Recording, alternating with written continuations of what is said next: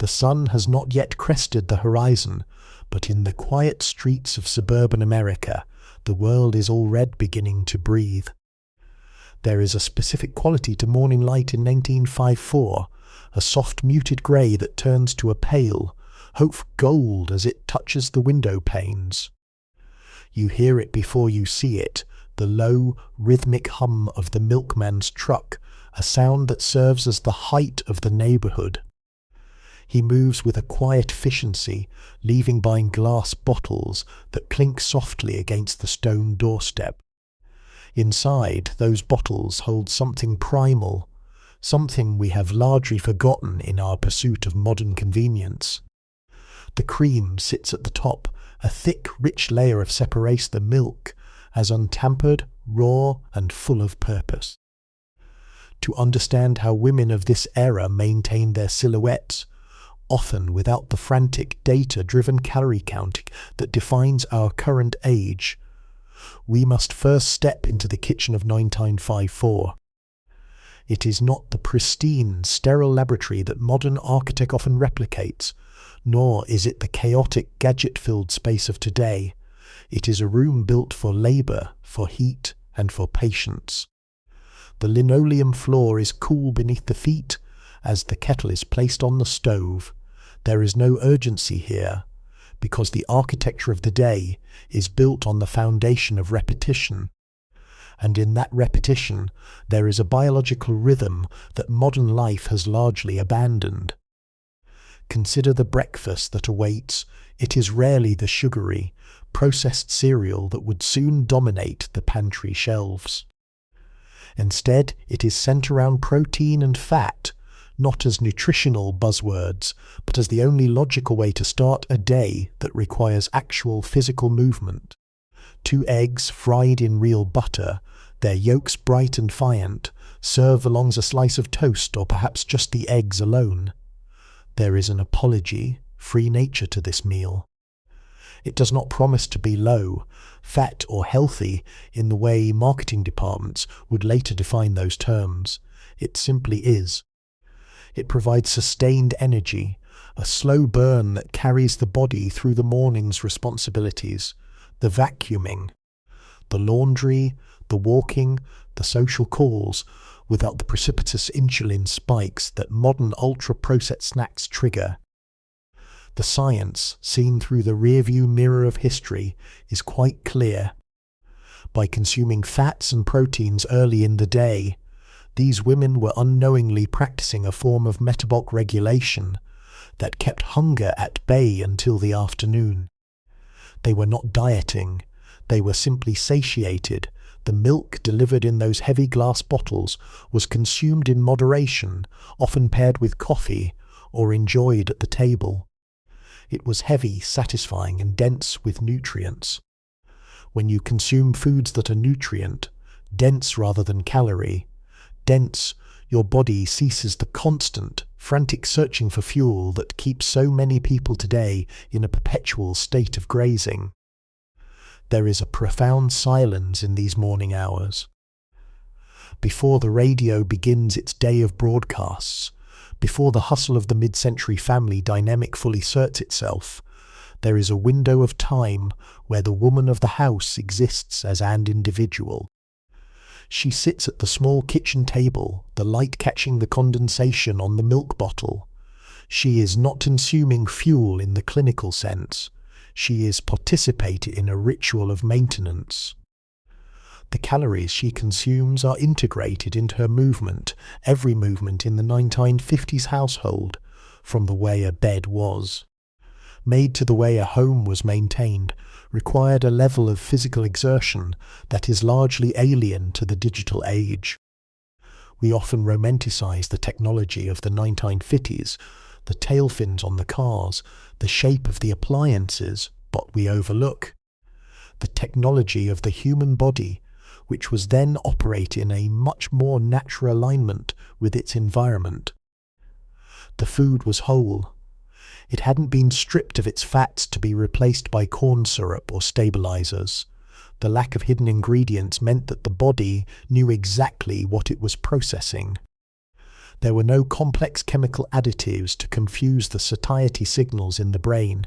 If you were hungry, you ate. If you were full, you stopped.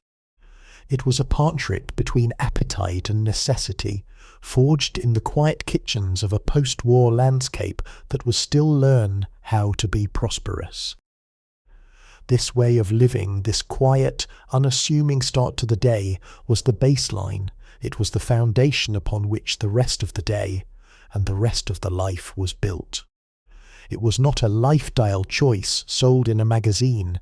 It was the reality of the geography, the supply chain, and the domestic expectation of the time. But even as the milkman finished his route and the sun rose higher, the wheels of change were already turning in the shadows of the food industry. Yet for now, in this kitchen, the air is still.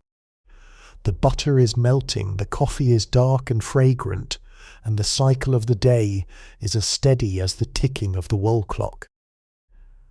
The channel Sleepy History with Benedict is a storytime platform created for entertainment, inspiration, education, and the promotion of positive emotional values. By the time the clock strikes noon, the morning's exertion has quietly faded into manageable, steady hunger. In the landscape of 1950s America, the midday meal was a study in restraint, not because of a conscious effort to lose weight, but because the structure of the day demanded it. The heavy lifting of the morning, that blend of housekeeping and the physical management of a home without the convenience of modern automation, had been accomplished. The woman of the house, now standing in the kitchen, faced a refrigerator that held a different set of truths than the one we possess today.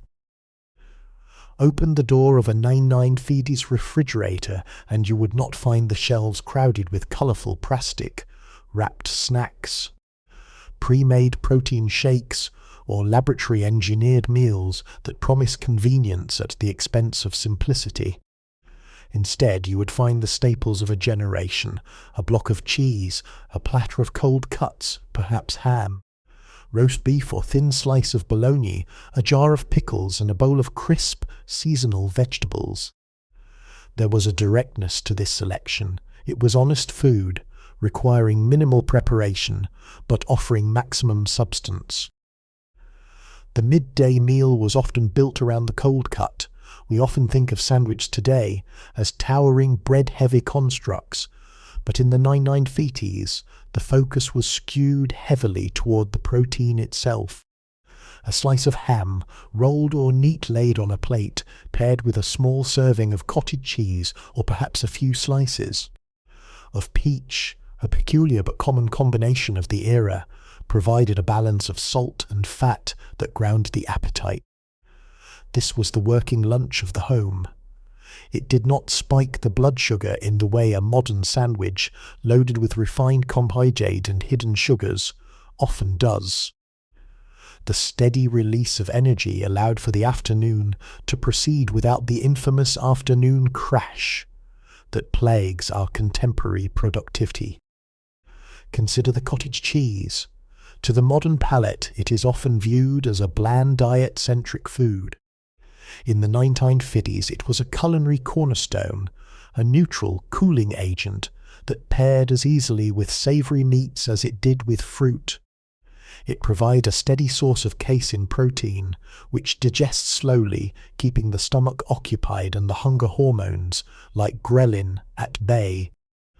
By incorporating these types of foods, the women of the 1950s were, by sheer tradition, maintaining a level of satiety that kept them from seeking out the filler foods that have become the primary source of weight gain in our own time.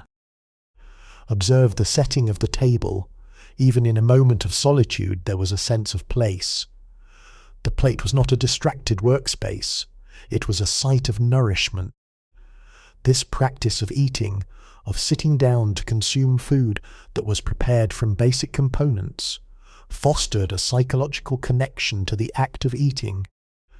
When you eat from a plate, acknowledging the textures and the temperatures, you are more likely to register the signal of fullness. The modern habit of consuming snacks while scrolling through a screen or rushing between obligations is a recipe for overconsumption. The 1950s model, by contrast, was a recipe for equilibrium. It is fascinating to look at the dietary science of the mid-century from our current vantage point. We have spent decades demonizing fats and obsessing over calories. Yet we have simultaneously seen the rise of metabolic dysfunction. The 1950s woman didn't know about macronutrient ratios or the glycemic index, yet her intake of whole, unprocessed fats, from the butter used in the morning to the meats consumed at midday, naturally protected her metabolic health. The absence of seed oils and artificial sweeteners meant that her body remained sensitized to its own hunger cues. She was quite literally living in an environment that supported a stable weight without ever needing to label it as a diet. As you look at that plate of cold cuts, the slice of meat reflecting the soft light of the kitchen window, you begin to see the architecture of a lifestyle that was disappearing even as it thrived. There is a quiet confidence in the simplicity of this meal. It does not require a label, a nutrition app, or a doctor's consultation. It is a dialogue between the hunger of the body and the food available in the cupboard. It is a moment of calm, a pause in the relentless forward motion of the day, where the only thing that matters is the sustenance being consumed. The refrigerator hums its steady, low-frequency tune, a stark contrast to the silence of the room, reminding us that this is a time of preparation, of recovery, and of fundamental unspoken understanding of how the body should be treated. In this kitchen, in this hour, the weight of the world is kept at bay by the simple, enduring act of eating with intention. Step into the kitchen once more, not just as a consumer, but as an observer of the environment. In the mid-1950s, the kitchen was the undisputed heart of the American home, yet it functioned with a structural honesty that we have largely sacrificed. The countertops, often made of durable, non-porous formica or tile, were not clutter-filled graveyards for small appliances. There were no air fryers, no high-speed blenders, and no automated coffee machines demanding space and electricity. There was, instead, a significant amount of open, empty surface area. This space mattered. It was where labor happened, where dough was kneaded by hand, where vegetables were washed and chopped, and where the raw materials of a meal were transformed into something edible.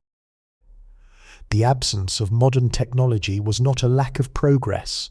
It was a form of physical insurance. Without the automated shortcuts, the act of cooking was an inherently active process.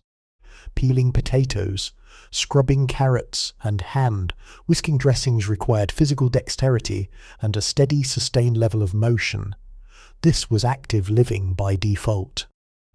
The kitchen was not a place to pass through on the way to the living room. It was a place where one spent hours standing, moving, and stretching. This constant, low-intensity physical activity is now understood by exoscientists to be a crucial component of metabolic health, far more effective than the sporadic, high-intensity workouts that have become our modern replacement for natural movement. Furthermore, consider the storage. The refrigerator of the time was significantly smaller than the cavernous stainless steel monoliths we have today. This size constraint was a silent regulator. You could not stock weeks' worth of processed, pre-packaged goods because there simply wasn't the room. You were forced to shop frequently for fresh items, milk, bread, meat and produce, which meant the food you ate was inherently closer to its source. The perishability of 1950s groceries was not a flaw, it was a safeguard. It forced a rotation of food that prevented the kind of long-term, shelf, stable, additive, heavy consumption that characterizes our modern pantries.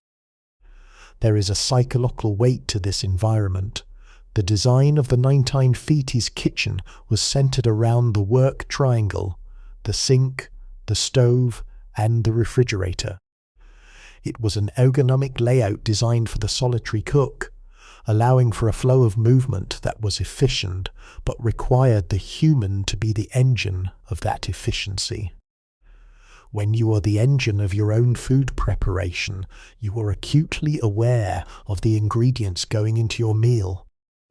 You are not pouring from a box that has been engineered to be palatable by a team of scientists. You are salting, you are buttering, you are seasoning.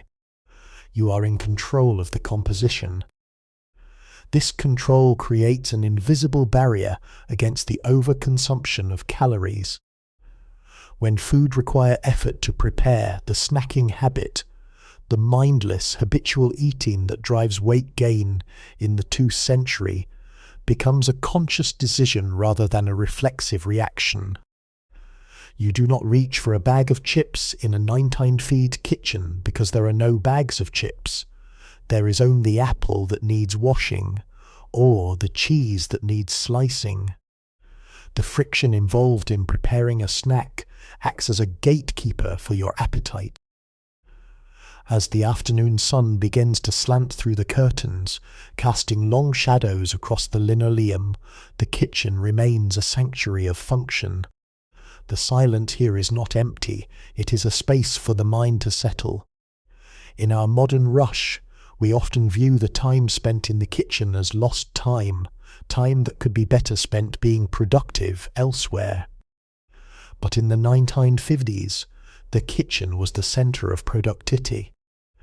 The work done here, the nurturing of the household, the preservation of the family's health, was recognized as a fundamental pillar of society. The beauty of this architecture is its simplicity. It does not demand our attention with flashing lights or digital interfaces. It asks for our hands, our focus, and our time. It is a slow, steady space. In this environment, the human body is not a machine to be optimized by restrictive diets, but a living vessel that finds its natural shape when given simple, honest tasks and wholesome, unadulterated ingredients.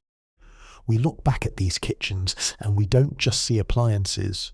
We see a lost way of being, where the boundary between our lives and our food was thin, respectful, and perfectly aligned with the rhythm of our biology. As the late 1950s approached their conclusion, a subtle, almost imperceptible tremor began to move through the American kitchen. It did not arrive with a fanfare or a warning. It came in the form of convenience. The post-war economic boom had created a hunger for time, and the food industry was more than happy to sell it. The jars of pre-made sauces, the boxes of instant potatoes, and the rise of frozen dinners began to occupy the shelves that once held only fresh, raw staples.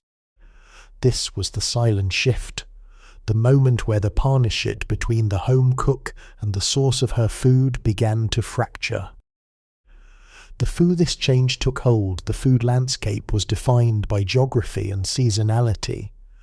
If you wanted strawberries, you waited for the season. If you wanted bread, your local baker made it. And it went stale within days because it lacked the chemical preservative that would later allow it to stay fresh for weeks. This perishability was a natural check on the human appetite. It required a life lived in sync with the cycle of harvest and sumption. But as the industrial machine shifted its gears toward mass production, the shelf life of our food became a priority, and the health of the consumer became an afterthought. It is critical to understand that the 1950s woman was not intentionally slim due to a medical ideology. She was slim because the industrial food complex had not yet perfected the art of the bliss point, that precise intersection of salt, sugar, and fat that tricks the brain into craving more food than the body requires. The food she consumed was simple, combination items. An egg was an egg, a potato was a potato. The complexity of modern hyper-palatal snacks simply did not exist. The body's hunger signals were clear, loud, and honest. Yet, as the 1960s loomed, the marketing began to suggest that the kitchen was a place of drudgery rather than creation. Advertisements for canned soups and instant mixes promised the housewife an escape from the stove. They told her that her time was too valuable to be spent peeling vegetables or simmering stocks. It was an alluring lie, and one that many accepted with open arms. We traded the active manual labour of our kitchens for the passive sedentary consumption of pre-packaged calories. We gained time, but we lost the metabolic guardrails that had kept our ancestors lean for generations. Looking back at this transition, we see the roots of our current struggle. We see the moment where we traded the glass milk bottle with its honest high-fat content for the watered, down, low, fat alternatives that, ironically, were replaced by high-fructose corn syrup to keep the flavour profile acceptable. We see the shift from butter, a traditional fat that the body recognizes and processes, to vegetable and seed oils that are highly unstable and inflammatory. The 1950s kitchen was the last bastion of a food culture that prioritized nourishment over efficiency. There is a melancholy in observing this transition from our current vantage point. We are now living in the aftermath of that shift. We are surrounded by an abundance of food, like substances that offer the illusion of satiety while delivering a deficit of nutrients. We spend more time than ever reading nutrition labels and counting calories, yet we are less in touch with our hunger than ever before. The 1950s woman didn't need a label because the food she ate didn't have an ingredient list. It was, in its entirety, the ingredient. As the sun sets on this area in our story, the kitchen changes, the appliances become more complex, the cabinets fill with boxes, and the rhythm of the meal begins to accelerate. The long, slow afternoons of food preparation are compressed into minutes, and with that compression, something vital is lost. We begin to outsource our health to the food industry, and in doing so, we lose the ability to listen to the whispers of our own biology. The story of the 1950s kitchen is not just about what was eaten. It is a cautionary tale about the price of convenience and the quiet erosion of our natural healthy state. All stories on this channel, Sleepy History with Benedict, are fictional, thoughtfully crafted around historical themes and inspired by real events, figures and periods, reimagined for engaging storytelling. The content does not represent real individuals, actual events, or documented cases. Any resemblance to real people, animals, or events is purely coincidental. In the quiet aftermath of the post-war era, we find ourselves looking back at a paradox. We label the 1950s as a time of rigid social structures and limited culinary horizons, yet, when we analyze the biological markers of that generation, we find a level of metabolic stability that we can now only dream of. The secret was never in a proprietary diet pill, a miracle workout regimen, or a restrictive list of forbidden foods. The secret was in the absence of the noise that defines our modern relationship with nutrition. To understand why they stayed slim, we must look at the science of satiety.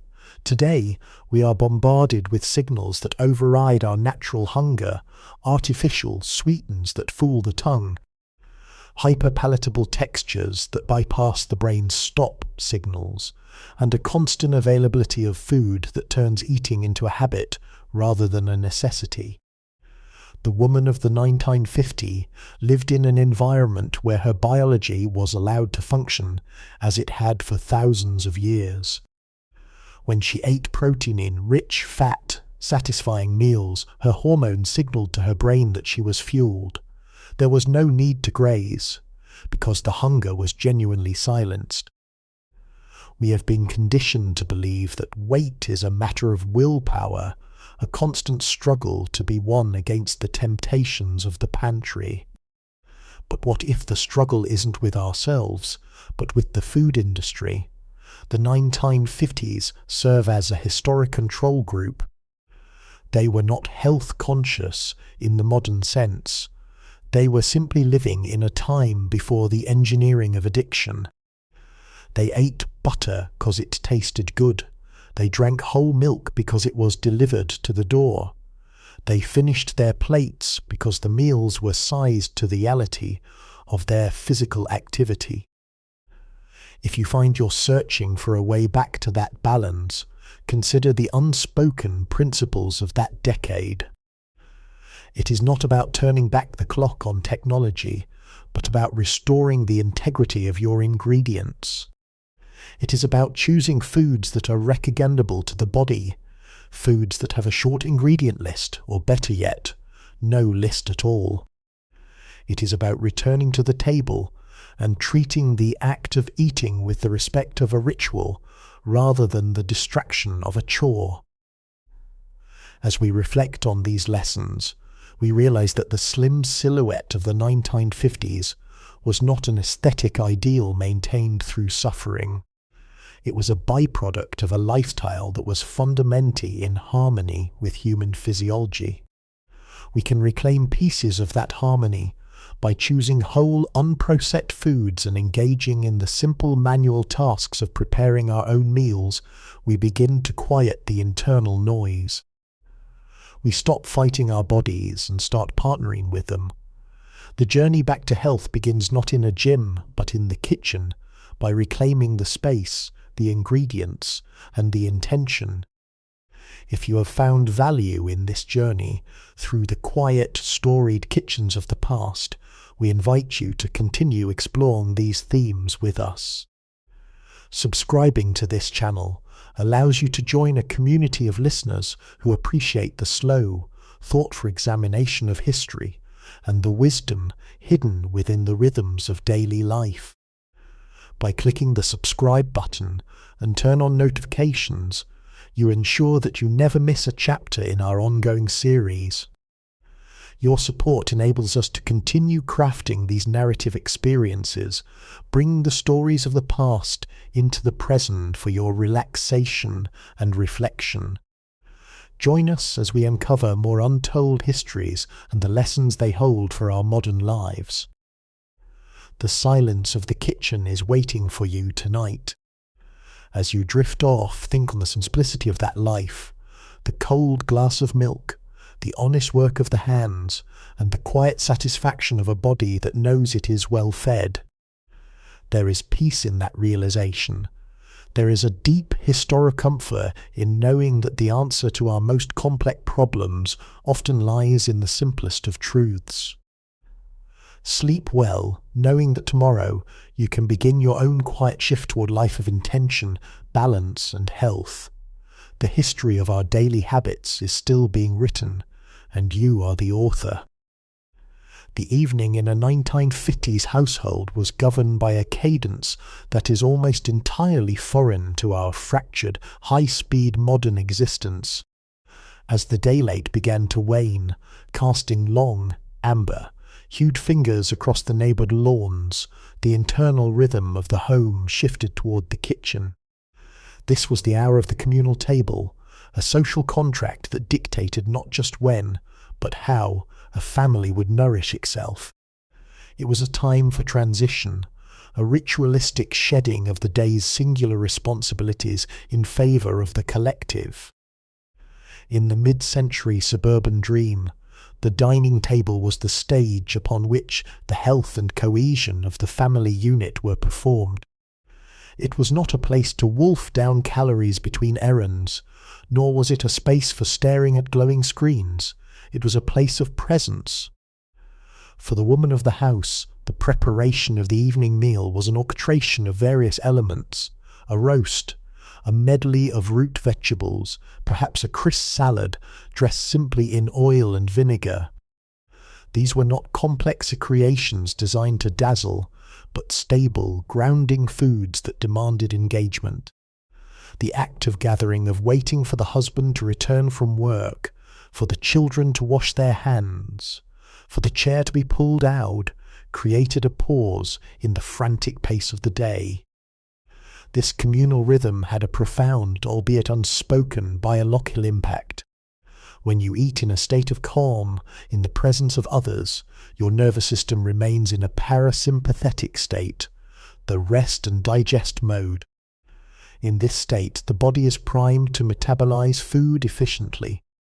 Contrast this with the modern eating on the go culture, where the body is often in a sympathetic state, characterized by the fight or flight stress response. When we eat while stressed, distracted, or rushing, our digestion slows, our insulin response becomes erratic, and our brain fails to register satiety until long after we have consumed far more than we needed. The 1950s family, by virtue of their social rituals, was naturally protected from these metabolic disruptions. Moreover, the social table acted as a natural regulator for portion control. There was a rhythm to the conversation, a pacing of the meal that enforced a slower rate of consumption. One does not gulp food while engaged in dialogue. One takes a bite, chews, pauses to listen, and then speaks. This, in itself, is a time-tested strategy for weight management that requires no calorie-counting apps or restrictive rules. The meal had a clear beginning and a definitive end. There was no endless grazing throughout the evening. The kitchen was closed after the dishes were washed, a boundary that prevented the late-night snacking that has become a significant driver of modern weight gain. Consider the atmosphere of that dining room, the clinking of silverware against porcelain, the soft light of a pendant lamp, the hum of mundane conversations about school or the neighborhood. This environment fostered a sense of satisfaction that extended beyond the stomach. We often mistake the modern obsession with low-calorie food for a pursuit of health, when in reality we are often starving for the communal connection that makes eating a human experience. The 1950s woman was kept slim, not because she lived in a vacuum of joy, but because she lived in a structure of stability. Her diet was the beneficiary of a lifestyle that prioritized the stability of the home above the efficiency of the individual. It is worth noting that the food was only half of the nourishment. The rest was the ritual. The anticipation of the meal, the act of serving others, and the quiet pride in providing a wholesome, cooked dinner from raw ingredients. These factors played a role in how the woman perceived her and her body. She was not a consumer in a market, she was a provider in a household. This identity gave her a sense of purpose that protected her from the emotional eating that so often arises when we feel unmoored or undervalued. When the body is secure, it is less prone to the erratic swings of appetite that plague those living in high, stress, disconnected environments. As we look at the remnants of these dining tables in old photographs, we see more than just roast beef and potatoes. We see a buffer against the world. We see a strategy for health that was baked in the very fabric of society. The 1950s were not a golden age free from hardship, but they were an era where the architecture of daily life was designed to support a slow, deliberate, and inherently balanced metabolism. The communal table was the anchor, holding the household in place while the rest of the world began to accelerate toward the convenience, first reality we inhabit today. It is a lesson in patience, in connection, and in the quiet power of simply sitting down to eat. To understand the physical condition of women in the 1950s, one must look outside the kitchen window to the backyard. The post-war era did not yet have the sterile, high, maintenance lawns that define many modern suburbs. Instead, it was common for households to maintain what remained of the Victory Garden spirit, small, functional patches of soil dedicated to vegetables and herbs. This was not a hobby for the elite, it was an extension of the kitchen pantry. The physical act of maintaining these small garden beds, turning the soil, weeding, and harvesting provided a baseline of non-exercise activity that is largely absent today. When a woman stepped outside to pull carrots or pick tomatoes, she was engaging in a rhythmic, low-impact form of movement. This was not a workout designed to burn a specific number of calories. It was a productive necessity. By integrating this physical labor into the daily routine, the metabolism remained active throughout the day, avoiding the physiologic stagnation that occurs when one spends hours seated in front of a desk or screen. This connection to the source of food changed the psychology of consumption. There is a distinct difference between pulling a vegetable from the ground and opening a plastic, wrapped container from a supermarket shelf. The former requires labor, patience, and a recognition of the season. When food is the product of one's own minor efforts, it is treated with a level of intentionality that prevents waste and mindless gorging. You don't snack on an apple you've spent the summer nurturing just to pass the time. You consume it as a deliberate, satisfying reward. Furthermore, the quality of these raw ingredients was a silent factor in weight maintenance.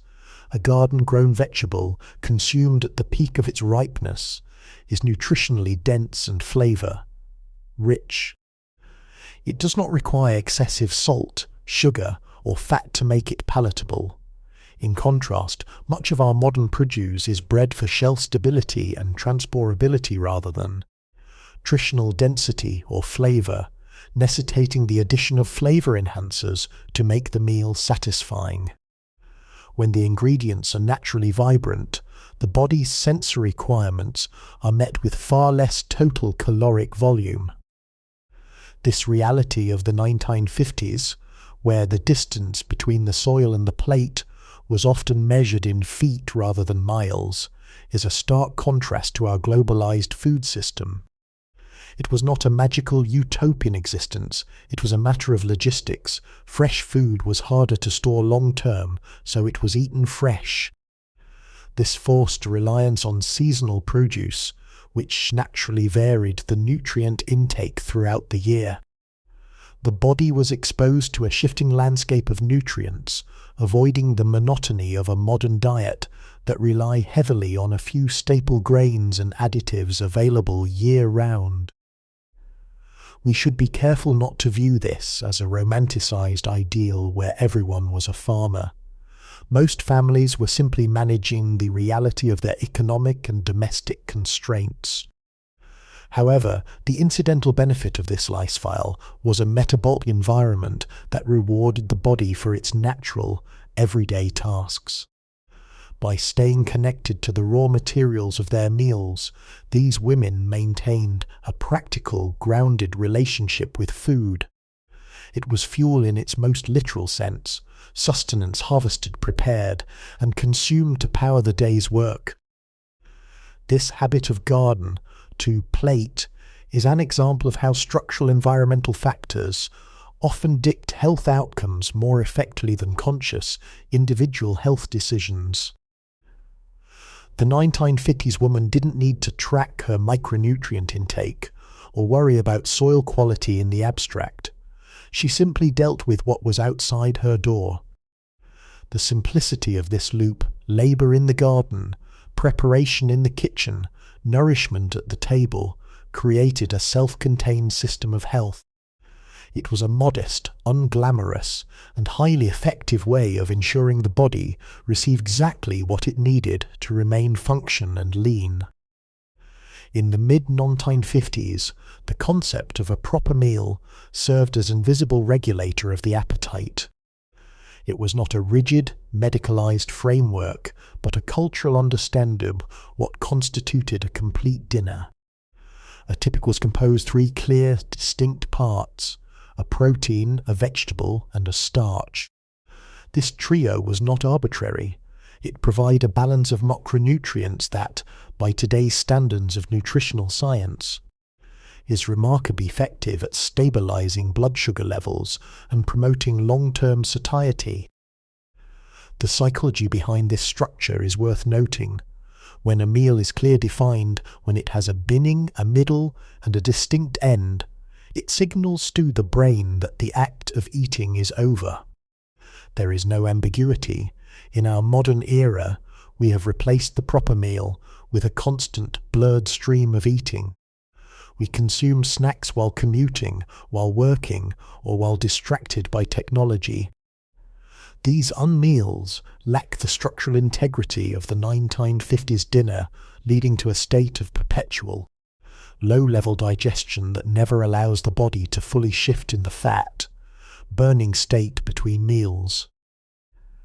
Because the 1950s woman understood that a meal meant sitting down at a table, she naturally avoided the trap of mindless snacking.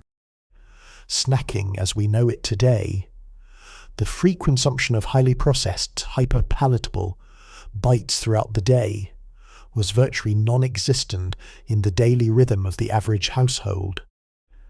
If one was hungry between meals, it was often satisfied by something simple and singular, such as a piece of fruit or a glass of water, rather than a dense energy, rich snack designed to be addictive. This cultural discipline was not born of extreme willpower, but of a social standard that treated the kitchen as a place of work and the table as a place of rest.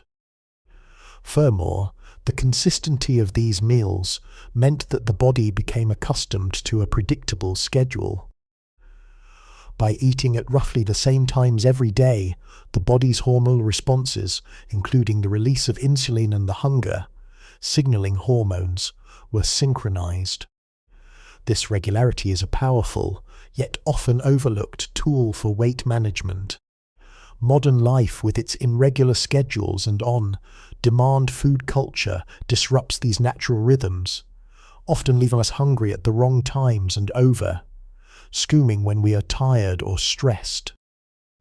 We must understand that this was not a period of culinary abundance by today's standards. The variety of food available in a typical grocery store was far narrower. You did not have a choice between 20 different brands of yogurt or a dozen varieties of crackers. This limitation acted as a natural safeguard. When you have fewer options, you are less likely to experience decision fatigue, and you are less tempted by the variety of flavors that drive the human brain to seek out more food than it needs. The simplicity of the pantry was, in effect, a barrier against overconsumption. The proper meal was the cornerstone of this lifestyle. It provided the structure necessary for a stable metabolism, and it reinforced the idea that food was meant to sustain, not merely to entertain. As we navigate the complex, often overwhelming world of modern nutrition, returning to the basic structure of a proper meal, a balanced sit-down plate offers a way to reclaim that lost sense of control. It is a simple, effective approach that requires no special equipment or complex math, just to return to the habit of eating with intention and ending with satisfaction. If you have found value in this exploration of historical habits, we invite you to subscribe to this channel and join our growing community. By subscribing and turning on notifications, you stay connected to our deep dives in the way life used to be, helping us continue our mission of providing thoughtful, relaxing, and educational content. Your support makes these long-form storytelling projects possible, allowing us to delve in the nuance of history that help us understand our own lives better today. Join us in our next installment as we continue to uncover the quiet wisdom of the past. To discuss the physical state of women in the 1950s without addressing their clothing would be to ignore the structural environment in which they moved. The fashion of the era was not merely a matter of aesthetic preference, it was a physical constant that shaped the way a woman carried herself, walked, and consequently, how she approached the act of eating. The silhouette of the decade, characterized by the cinched waist and the emphasis on posture, was supported by garments like girdles and foundation pieces. While we often interpret these items today as tools of patriarchal oppression, their function reality within the daily rhythm of the 1950s was more nuanced. These garments provided a form of tactile physical feedback. When wearing a structure that gently supports the midsection, one becomes acutely aware of their own body's position and fullness.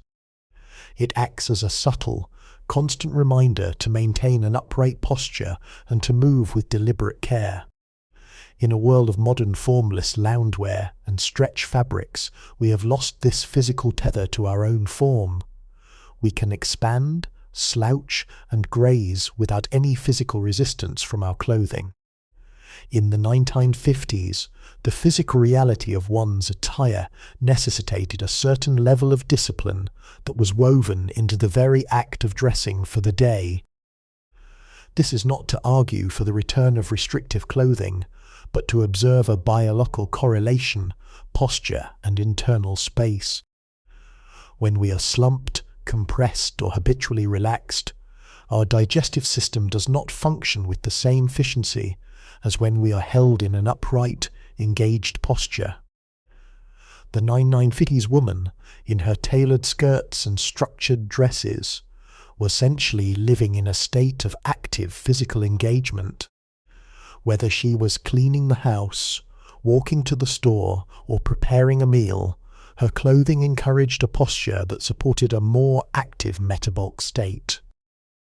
Furthermore, the act of dressing was a morning ritual that set the tone for the day.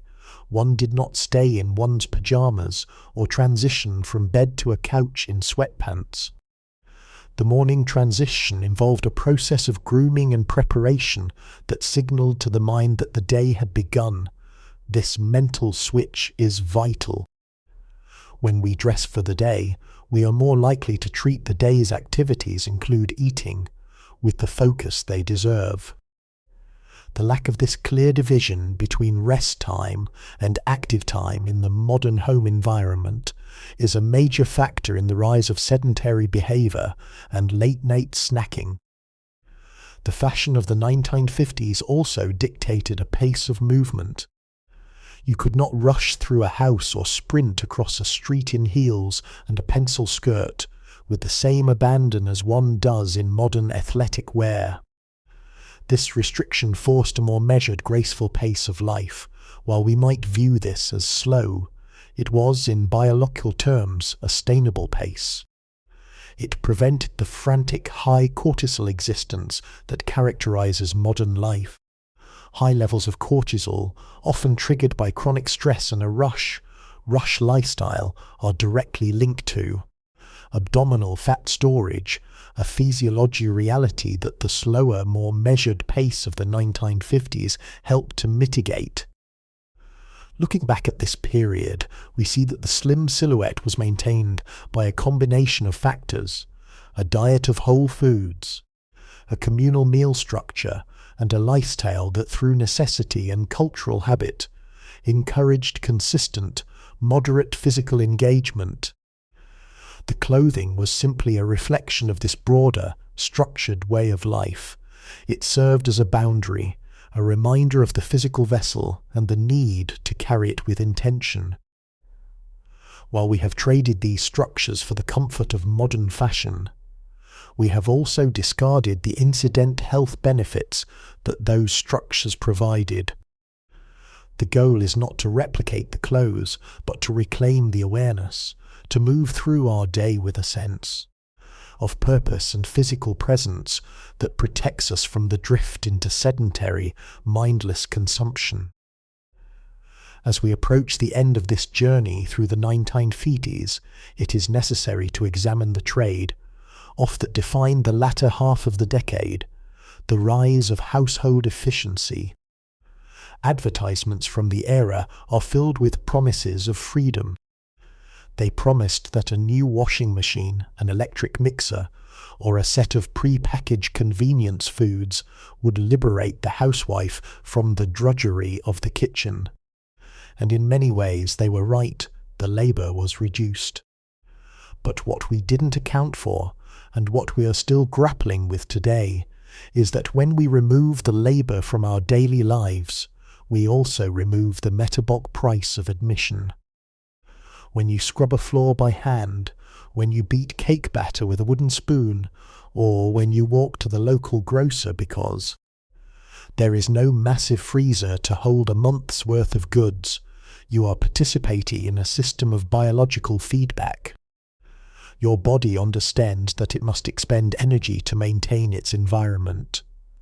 The 1950s woman lived in a world where the cost of living was paid in physical effort. As machines began to settle into the home, that cost dropped, we gained convenience, but we created a caloric surplus that our ancestors simply did not have to worry about. We became the beneficiary of an energy, rich environment, but we remained biologically programmed for an energy, scarce one. This efficiency is the silent architect of our modern health crisis. It wasn't just about the food, it was about the environment. When the kitchen became a place where you could prepare a meal in 5 minutes by opening a box, the time cushion that once naturally protected us from overconsumption evaporated. The work of the kitchen served as a regulator. Without that work, we are left with nothing but the consumption, and human biology, when faced with unlimited access and minimal required effort, naturally drifts towards storage. We are not designed to be sedentary consumers of high-density energy. There is a lesson here that has nothing to do with nostalgia and everything to do with understanding our own limitations. We often blame ourselves our inability to maintain our health, thinking it is a failure of character or will. But we are fighting against an architecture efficiency that is designed to keep us stationary and well-fed. The 950s. The 950s before that efficiency fully took hold serves as a mirror. It shows us that a healthy body is not the result of a miracle diet, but the natural outcome of a life that requires consistent, modest movement and a direct, unmediated relationship with food.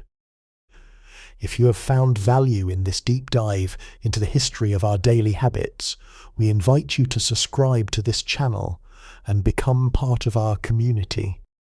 Your subscription is more than just a click.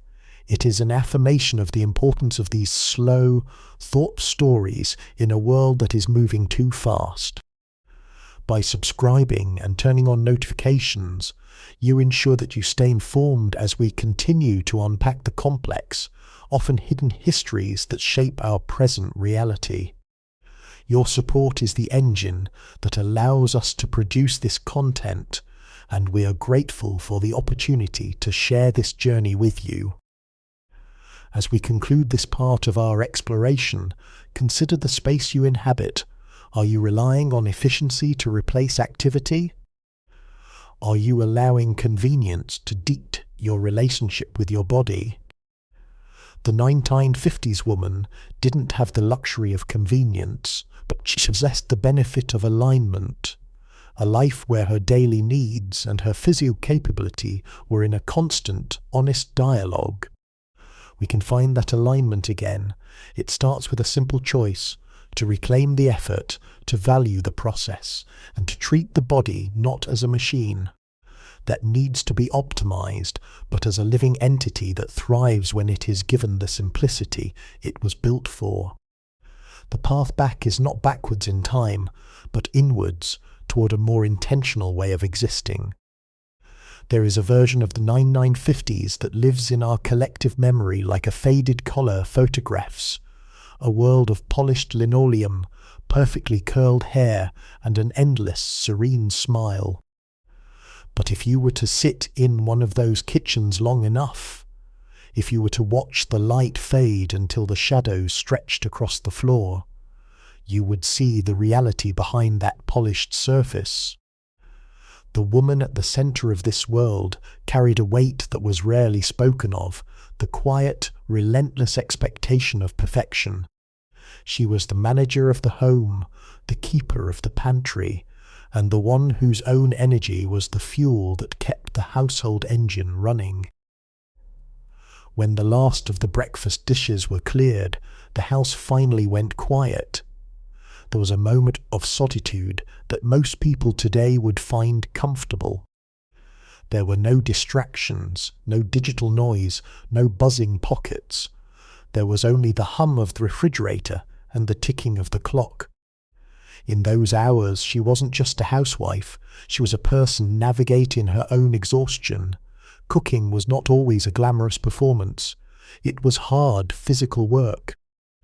It meant stand on her feet for hours, it meant the heat of the oven in the summer, and it meant a constant, quiet calculation of how to make a modest budget stretch to feed a family well. The slimness that we admire in the photographs of the time was not necessarily the result of a deliberate, health-obsessed fitness regimen. It was, in many ways, the byproduct of a life lived in constant motion. She didn't have leisure time in the way we define it today. Every moment was accounted for, from the scrubbing of the floors to the mending of clothes, to the preparation of a meal from scratch. She was perpetually busy, and that busyness kept her metabolism steady, even when she herself felt as though we're simply running on fumes. We often wonder why they didn't snack the way we do now. The answer is simpler than the scientist would have us believe. There was no time, and there was no permission. Eating between meals was not part of the rhythm of the day. A hunger pang was something to be managed until the next proper meal, not a signal to reach for a bag of processed sugar. When she did finally sit down, the food she ate was simple. A piece of roast, some boiled potatoes, a handful of green beans. It wasn't the hyper, palatable, addictive food that screams for more. It was food that did its job, providing nourishment, and then allowing her to move on to the next task. There is a sadness in this, but also a profound strength. She lived in a time where the body was treated as a tool for living, not an object to be constantly analysed or criticised. She trusted her appetite, not because she was better than us, but because her environment hadn't yet been engineered to betray her biology. The quietness of her eating was her only form of rest. It was a brief, necessary communion with her before the responsibilities of the family returned. She was not dieting, she was existing in a structure that made staying healthy the natural path of least resistance choice. As we look back, it is easy to romanticize the apron and the pearls, but it is more honest to look at the weariness in her hands. She was a woman doing the best she could with the tools she had, in a world that demanded much from her. Her health, her shape, and her vitality were not the goals, they were the results. They were the shadows cast by a life of hard, honest, and intentional labour. And perhaps in our own search for health, we can learn something from that quiet, unwavering focus. We don't need the perfect kitchen or the perfect schedule. We need to reclaim the effort, the patience, and the understanding that our bodies thrive when we treat them with the respect they deserve, not as things to be managed, but as the steady, reliable partners that carry us through our days. The channel Sleepy History with Benedict is a storytelling platform created for entertainment, inspiration, education, and the promotion of positive emotional values. To truly understand how life has changed, you have to imagine a trip to the local grocery store in the mid-1950s. It wasn't the vast, overwhelming maze of fluorescent lights and endless choices we encounter today. It was a smaller, more intimate space. When a woman walked into her neighbourhood grocer, She wasn't just a number in a database. She was a regular face. The grocer knew her by name, and more importantly, he knew what she needed. There was a level of trust in that exchange, a handshake, a conversation, a selection of produce that hadn't been shipped across continents. When she walked down those aisles, she wasn't being bombarded by thousands of colourful, screaming packages designed to trick her brain into craving more. There were no low, fat, sugar-free or fortified labels fighting for her attention. In fact, there were very few labels at all. She bought potatoes that still had a bit of soil clinging to them, apples that were slightly imperfect, and cuts of meat that required her to know how to cook them properly. She was buying ingredients, not outcomes. She was buying raw potential, not a promise of convenience. The act of shopping was a deliberate hands-on experience. She reached out and touched the produce, feeling for the firmness of a tomato or the crispness of a head of lettuce. This tactile connection meant she was naturally attuned to the quality of what she was bringing into her home. If a piece of fruit looked soft, she left it behind. If the butcher recommended a certain cut of beef, she listened. There was a rhythm to this. You didn't buy enough food to last a month. You bought enough to last a few days because your refrigerator was small and your commitment to fresh, honest food was high. Because she wasn't filling a cart with boxes of processed snacks, soda, or pre-made frozen meals, her grocery bill and her kitchen pantry looked entirely different. She wasn't carrying home bags of empty calories. Everything she bought had a purpose. The flour, the sugar, the butter, the fresh produce. These were the building blocks of a home-cooked life. And because she had to carry these items home hearth, often walking or taking the bus, there was a natural limit to how much she could reasonably bring back. This physical constraint was a silent, unintentional guardian of her household's health. Think about the silence of that walk home. There were no advertisements on the radio in her ear, no alerts on a phone in her pocket. There was just the weight of the bag, the rustle of the paper, and the sense of having completed a task she had provided for her family. She had gathered the ingredients that would eventually be transformed into their dinner. There was a deep, fundamental satisfaction in that. It was not a chore to be outsourced or a burden to be avoided. It was the essential grounding work of a life that was lived in close proximity to the earth. In our current world, we have optimized the grocery experience into a transaction of pure convenience. We can order groceries to our doorstep without ever seeing a single piece of produce until it arrives in a plastic bag. We have gained so much efficiency, yet we have lost that intimate sensory relationship with our food. We don't know the grocer, we don't know the soil, we don't know the source. The 1950s woman didn't have the world at her fingertips, but she had the world in her hands. She knew exactly what she was eating, because she had chosen every piece of it, one by one, with care. That is a kind of freedom, the freedom of knowing, and the freedom of being connected to the sustenance that keeps us alive. In the mid-1950s, the kitchen served as the most important classroom a young girl could ever attend. It wasn't about grades, textbooks, or ridge exams. It was about the passing down of a craft. There was a quiet, steady wisdom in the way a mother moved around the stove, a language of hands and senses that she taught her daughter'd ever need to explain the science behind it. When they spent an afternoon pickling cucumbers in glass jars or slowly rendering fat for cooking, they weren't just doing chores. They were learning the ancient art of preservation, a skill that ensured that nothing was wasted and that the family was fed through the long stretches between harvests.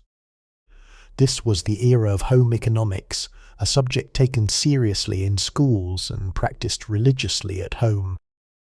It taught the basics of nutrition, not as a list of numbers to track, but as a map for living. They learned why fresh produce was superior, how to spot the best quality meat, and why a meal prepared from scratch was simply better for the body than anything that came out of a box. It wasn't about being fancy. It was about being sensible. This knowledge was a form of self-defense against the growing industrial food world, a way of staying grounded in what was real. Think of the patience required for these tasks. You can't rush the process of simmering a soup stock. And you certainly can't hurry the aging of a sourdough starter. These tasks required a person to be present, to be observant, and to understand that the quality of the final meal was entirely dependent on the care put into the preparation. This taught a lesson that is perhaps more valuable than any other. The food you eat is a reflection of the time and intention you invest in it. When you make your own bread, you are not just making fuel. You are taking part in a process that has sustained humanity for millennia. This education was deeply practical. It created a generation of women who were comfortable in the kitchen because they understood the building blocks of flavor and sustenance. If they had a few carrots, a potato, and some onions, they knew how to turn them into a meal that would keep their family satisfied for hours. They weren't dependent on recipes that required strange store-bought additives. They were dependent on their own skill and their own judgment. That confidence, that ability to look into cupboard and know exactly what could be made, is something that has largely vanished from the modern household. This wasn't about being a servant to the kitchen. It was about mastering the environment. It was about taking control of one's own health by ensuring that the ingredients were pure and the preparation was honest. In a way, these lessons were the ultimate weight management tool. Because they understood what was in their food, they didn't have to worry about hidden sugars or chemical stabilizers. They were eating real food, and their bodies responded accordingly, maintaining a natural, healthy weight that didn't require constant, exhausting effort to keep. We have lost so much of this practical wisdom. We have replaced the mother's kitchen classroom with the microwave and the drive-through. We have traded the skill of preserving and the knowledge of ingredients for the speed of the checkout line. But the truth remains that our bodies have not changed. They still crave the same simple, real sustenance that the women of the 1950s provided for their families. We can still learn these lessons. We can still choose to step in the kitchen, to slow down, and to treat the act of cooking as a skill worth mastering. It is a way of reclaiming our own independence, one meal at a time. As the week wound down and the quiet of Sunday morning settled over the neighborhood, the kitchen took on a different character. It was no longer a place of hurried morning toast or the swift preparation of a midday sandwich. Sunday was the day of the anchor, the one time in the week when the momentum of life seemed to pause and the family gathered not just to eat, but to reconnect. There was a specific scent to a Sunday in the 1950s, the slow, savoury aroma of roast chicken or a pot of beef, the smell of butter and herbs filling the air, a scent that still triggers a deep, visceral sense of belonging in those who remember it. The Sunday meal was rarely complicated, but it was deliberate. It was a time for the Sunday best, not just in terms of clothing, but in the way the table was set and the time that was taken to sit. In a world that was beginning to move faster with every passing year, this was the designated time to slow down. The food served as the centerpiece of this stillness. When you sit with your family, when you pass the plates and share in the same meal, you are doing more than consuming nutrients. You are building a shared history. You are creating a sense of safety and continuity, that acts as an anchor against the changing winds of the world outside. These meals were the silent witnesses to the growth of the family. They were where the week's triumphs were shared and the small burdens were lightened. Because the meal was substantial and traditional, centered on whole nutrient, dense proteins and vegetable, it provided a level of satisfaction that lasted well into the evening. There was no need for the frantic snacking that occurs when a meal is light, processed, or unsatisfying. The Sunday roast did its job. It nourished the body and calmed the spirit, providing a sense of completion that carried everyone into the start of the new week. Think about the psychological impact of this regularity. By having one day that was defined by a predictable, nourishing and shared meal, the household developed a sense of rhythm. It was a reliable event in a life that was otherwise filled with the unpredictable demands of work, school, and home maintenance. This reliability is vital for the human nervous system. We are creatures of habit, and we find comfort in the things that remain steady.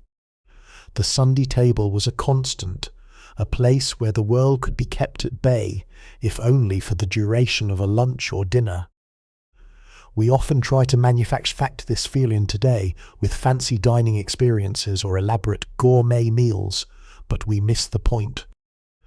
The power of the Sunday meal wasn't in its culinary complexity, it's in its simplicity and its consistency. It was the fact that it happened week after week without fail. It taught the children that there was a time for work and a time for rest, a time for the individual and a time for the collective. It reinforced the idea that food is the foundation of family life, and that when we sit together, we are stronger than when we eat apart. As we look back at these tables, we see the simplicity of the 1950s way of life.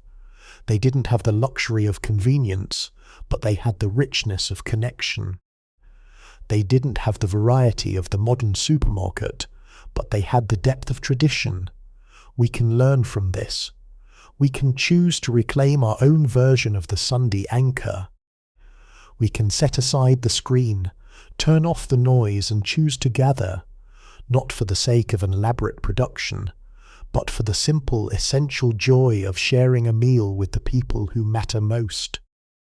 It is in these quiet, repeated acts that we find the strength to navigate the complexities of our own modern lives, anchored by the simple, enduring power of the shared table.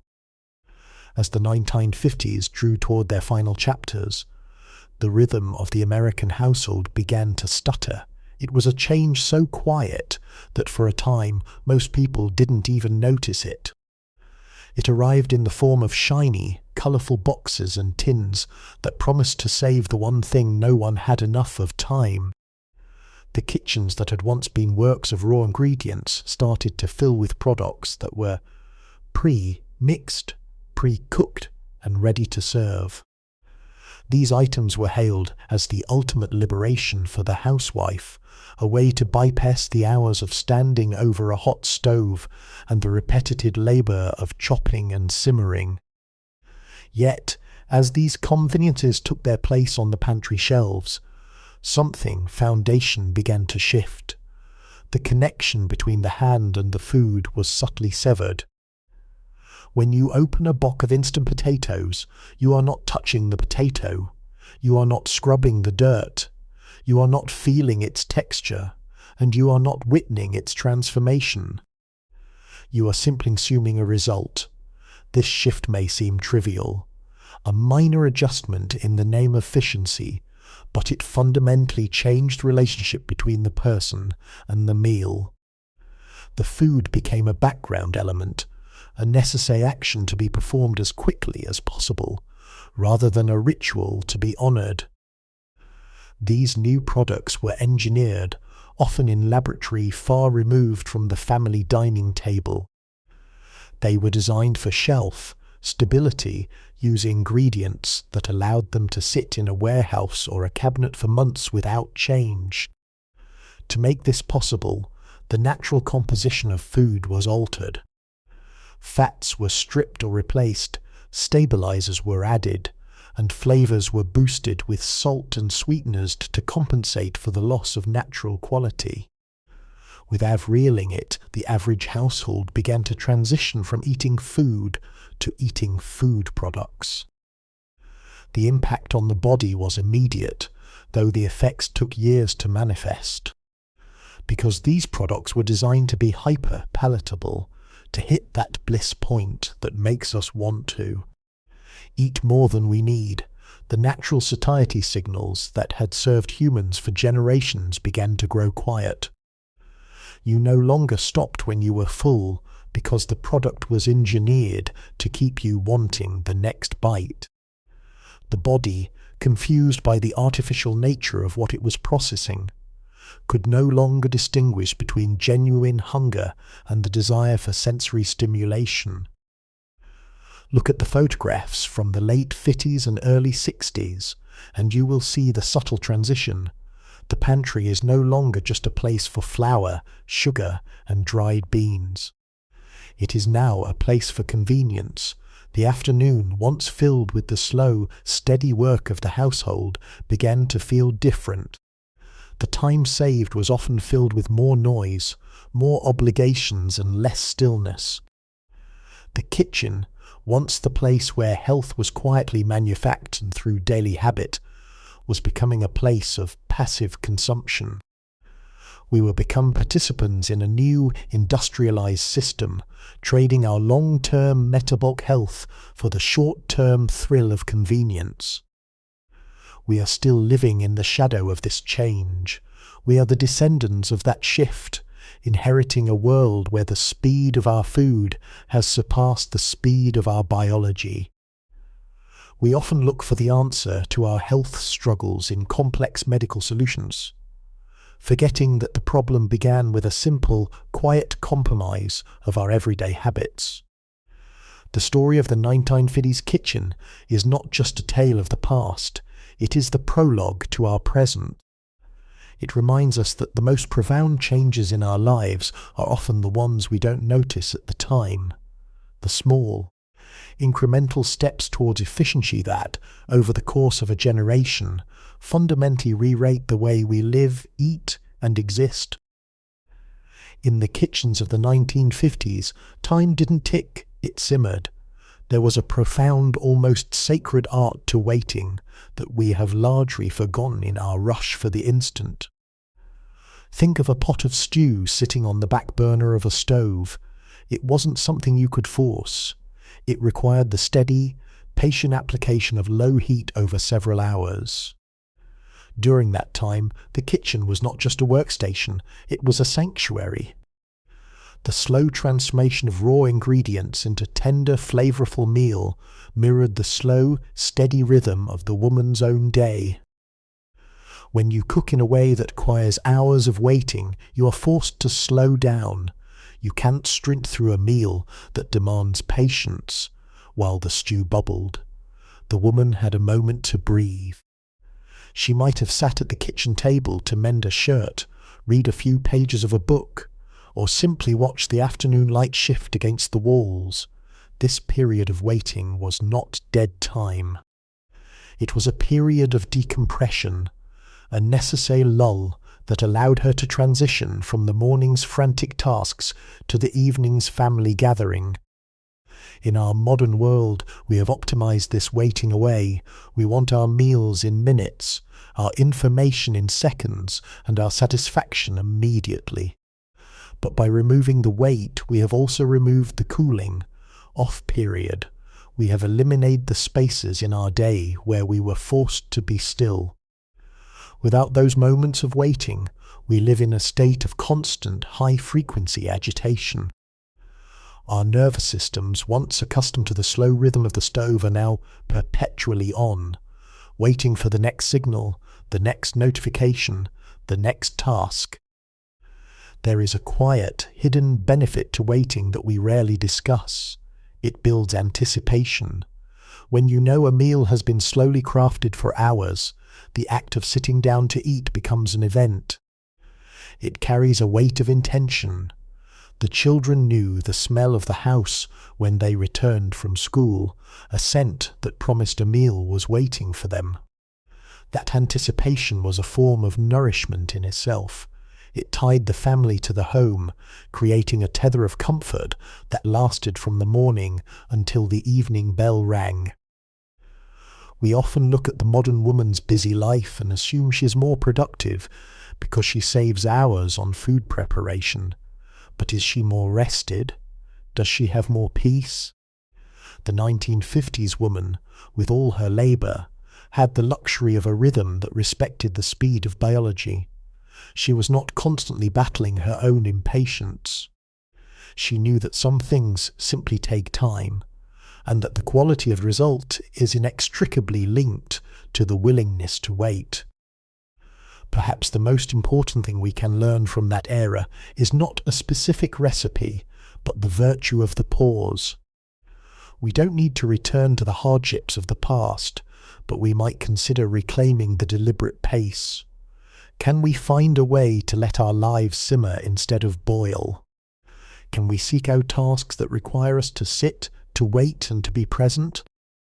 When we stop running from one thing to the next, we might find that the quality of our existence, our health, our mood, and our satisfaction begins to change.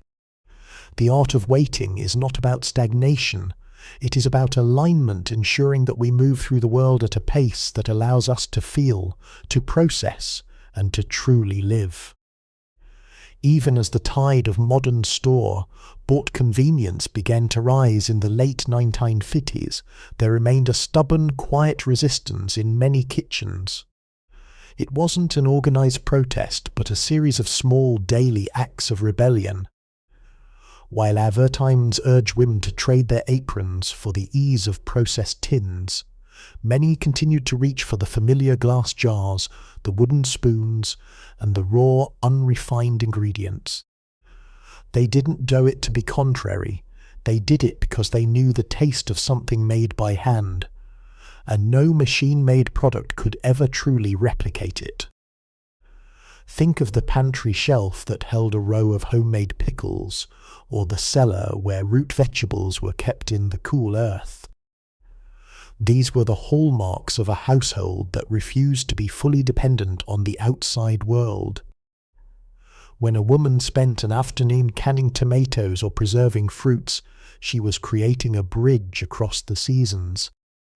She was ensuring that even when the winter winds howled outside, her family would be nourished by the sunlight of the previous summer. This wasn't just about food storage, it was an act of independence. It was a declaration that she was the master of her own kitchen, and she would not be dictated to by the shelf life of an industrial factory. There was a profound sense of pride in these jars. They weren't shiny or perfectly labelled. They were often uneven, perhaps sealed with wax or a simple metal ring, but they held the integrity of the earth. When she opened a jar of her own peaches in the dead of winter, she wasn't just opening a snack, she was opening a memory. She remembered the day she picked them, the heat of the sun, and the care she took to put them away. That connection to the source is something that has been almost entirely scrubbed from the modern experience, where we have become passive consumers of things we have no relationship with. This quiet rebellion was also a shield for the family's health. By filling the pantry with staples, for bread, oats for porridge, legumes for soup, she kept the family's diet simple and predictable. She kept the noise out. There were no hidden chemicals in her jars, no unnecessary sugars, no preservatives that required a chemistry degree to understand. She was feeding her family from the pantry of the natural world, and as a result, her family was rarely plagued by the chronic, low-level health issues that stem from a diet of processed nutrient-depleted products. This is a lesson for us today, in a world where we are told that convenience is the ultimate goal. The truth is that convenience often comes at a hidden price, a loss of connection, a loss of quality, and a loss of personal agency. Every time we choose to make something from scratch, even something as simple as a loaf of bread or a pot of soup, we are engaging in our own quiet rebellion. We are telling ours that we value the process, that we trust our own hands, and that we are not content to be mere consumers in a system that doesn't have our health at heart. The women of the 1950s who kept these traditions alive were not trying to be pioneers, they were simply trying to be providers. But in doing so, they left us a blueprint for a life of more intentional ground health. They showed us that the most important tools aren't the ones you buy, but the ones you cultivate: patience, skill, and the refusal to trade the quality of one's life for the fleeting comfort of the easy way out. In our own pantries, we can choose to host a similar rebellion, to fill our shelves not with products, but with potential, and to reclaim the quiet, steady strength that comes from taking care of our own. We are often told that the modern home is a miracle of efficiency. We look at the 1950s with its wringer washers, manual floor scrubbing, and daily trips to the market, and we feel a sense of pity for the women who toiled through those days. We congratulate ourselves on our dishwashers, our robot vacuums, and our one-click grocery deliveries. We have, by every objective measure, saved thousands of hours of labour. Yet, if we are being honest with ourselves, we must ask the difficult question: where did that time go, and why does the modern woman feel more exhausted than ever? The irony of our convenience-first culture is that, as the physical demands of the home have decreased, the mental and emotional demands have surged. In the 1950s, the work was tangible. When the floor was clean, it was clean. When the dinner was cooked, the job was done. There was a clear, physical end to the day's tasks. Today, the work of maintaining a home has become abstract and never-ending. We are managing digital calendars, sorting through endless streams of information, responding to emails, and constantly optimizing our lives. The time we saved in the kitchen has been swallowed by the complexity of our new lifestyle. Moreover, the physical labour of the 950 served a purpose that we have underestimated. It was a grounding force. There is something profoundly restorative about repetitive physical work. When you are peeling potatoes, your mind is free to wander or to rest. When you are walking to the grocer, you are moving your body in a way that is natural and functional. We have replaced this with sedentary, high-stress tasks that leave the body restless and the mind fatigued. We are tired, but not in the way our grandmothers were. We are tired from the weight of our choices, from the flicker of our screens, and from the constant, low-level anxiety of never feeling caught up. There is also the matter of disconnect, when we outsource the fundamental task of our lives, when we no longer cook our food, maintain our clothes, or move through our neighbourhoods to gather supplies, we lose touch with the rhythm of our own existence. We become spectators in our own homes.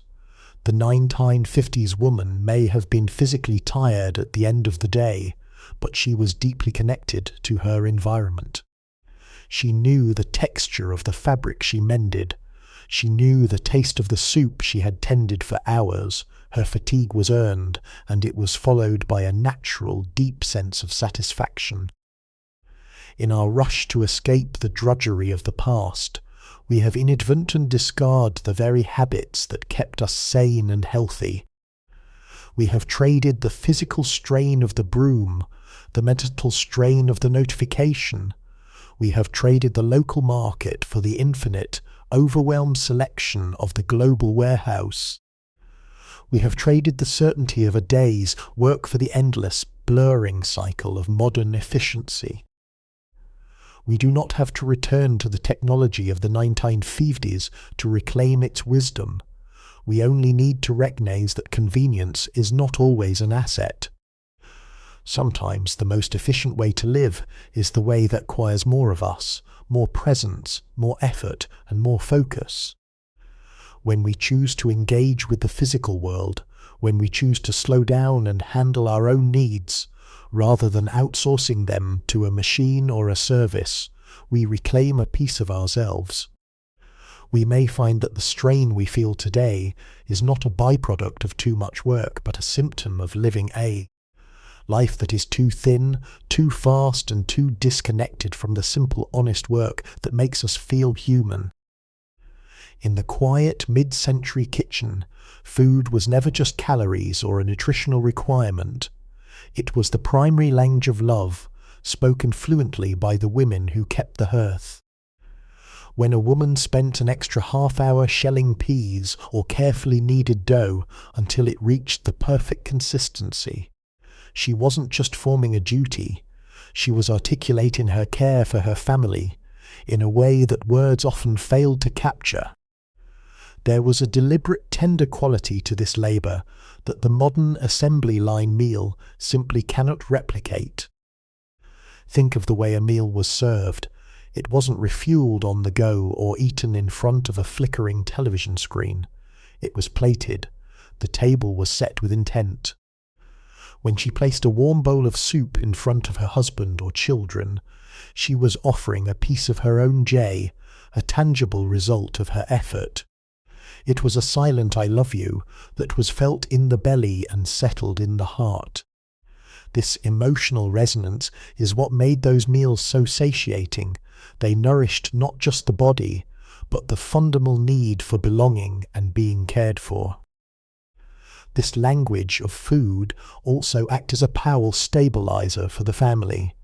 When life outside the home felt chaotic or unpredictable, the dinner table remained a place of absolute consistency.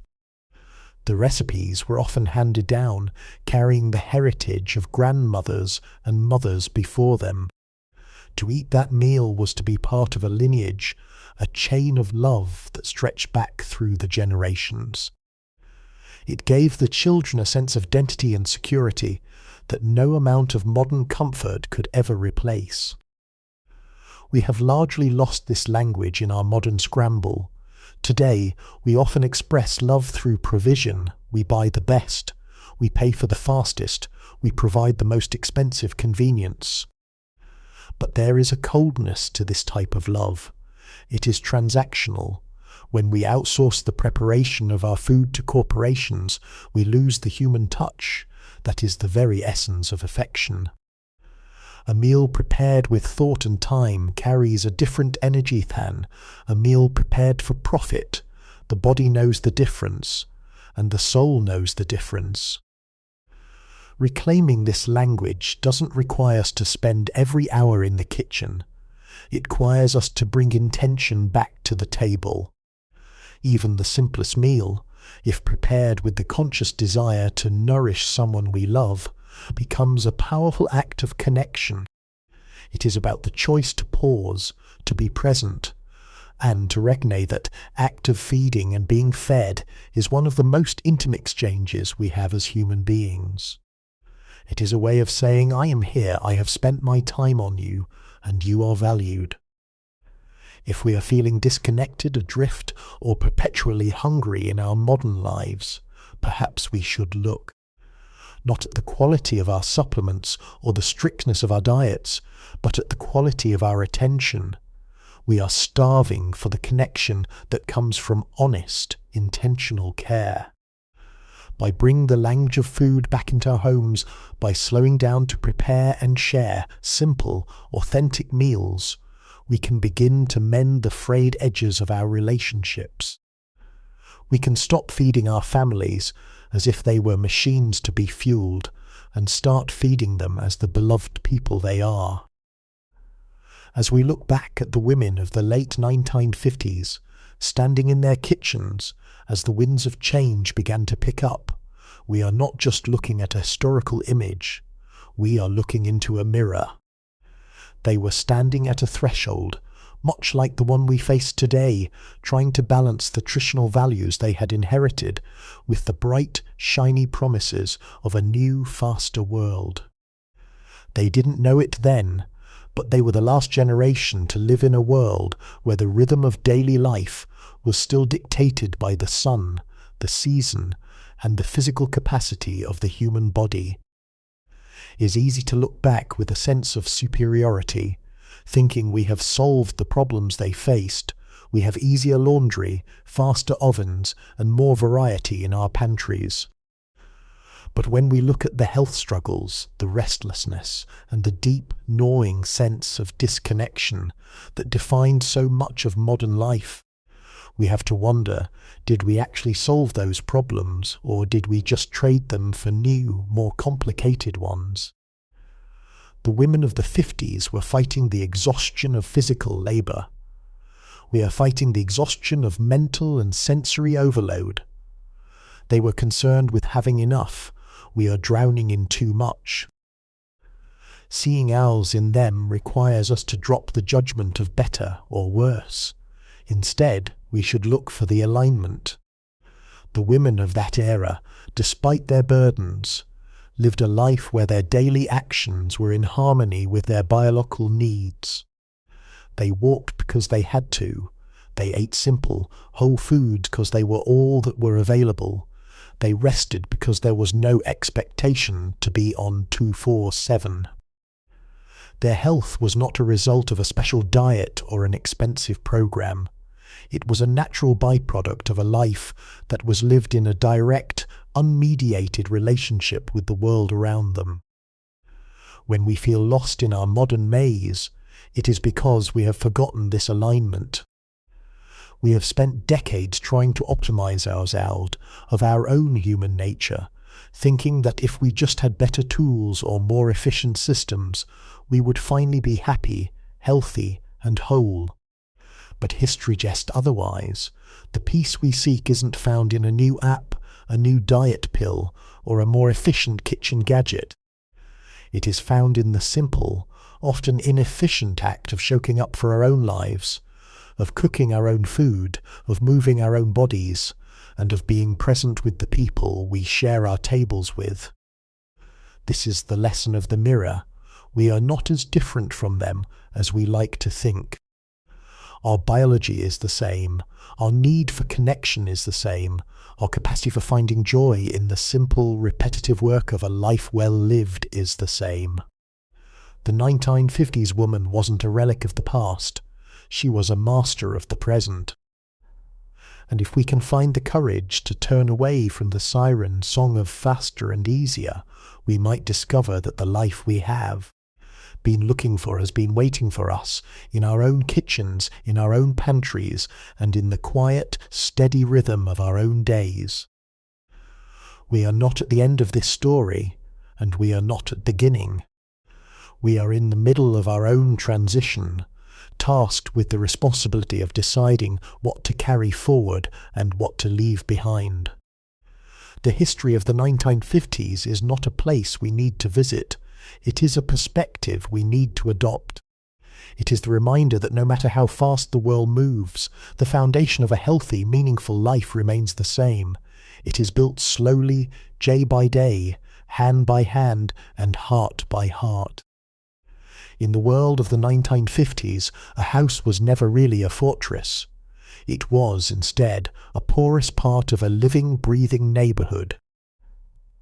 If you were to walk down a Bourbon street on a Tuesday afternoon, you wouldn't find silence behind drawn blinds.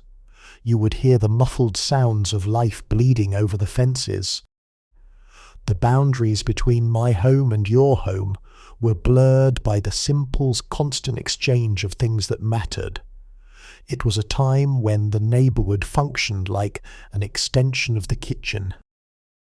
The rhythm of this neighbourhood was dictated by the back and forth of small, meaningful gestures. A woman might knock on a neighbour's door with a plate of freshly baked cookies, not because it was a formal occasion, but because she had extra, and she knew the children next door would enjoy them. Or perhaps a neighbour would lean over the hedge to offer a surplus of tomatoes from her garden in exchange for a cup of sugar or a specific spice that had run out. This was not transactional in the cold sense of the word, it was relational. It was the way people kept an eye on one another, checked in on the elderly, ensured that no one was entirely alone. There was a profound sense of safety in this connectivity. Because people were out and about, tending to their yards, hanging along the lines, or chatting over the sidewalk, there was a collective awareness of who belonged and who didn't. You knew your neighbour's habits, their joys and their struggles. You knew when someone was sick because you'd see a pot of soup being carried over to their front porch. This constant, low-level communal monitoring wasn't intrusive. It was the glue that held the social fabric together. Contrast this with the way we live today. We have more connectivity than any generation in human history, yet we often don't know the names of the people living on either side of our walls. We have replaced the fence chat with digital notifications and the exchange of physical goods with impersonal deliveries. We have optimized our privacy to the point of isolation. We feel safer behind our locked doors, yet we have lost the deep, instinctive comfort that comes from being known, seen, and supported by the people physically closest to us. The health of a person is not just the sum of what they eat or how much they exercise. It is also the result of the environment they inhabit. Live in a connected, communal neighbourhood, provide a natural buffer against the stresses of life.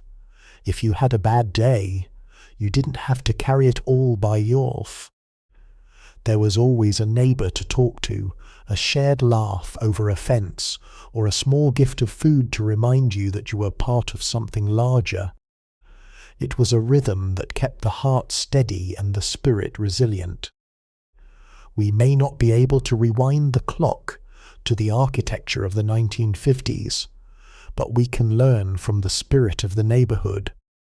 We can choose to be more visible, more approachable, and more generous with our own small daily gestures. We can step out of the shadows of our isolated routines and look for opportunities to build bridge again. The rhythm of neighbourhood isn't built by grand designs. It is built by the quiet, repeated decision to acknowledge our neighbours and to share the bounty of our lives. When we do that, we don't just improve our surroundings, we reclaim our own humanity. In the 1950s, the patch of earth behind the house was rarely just for show.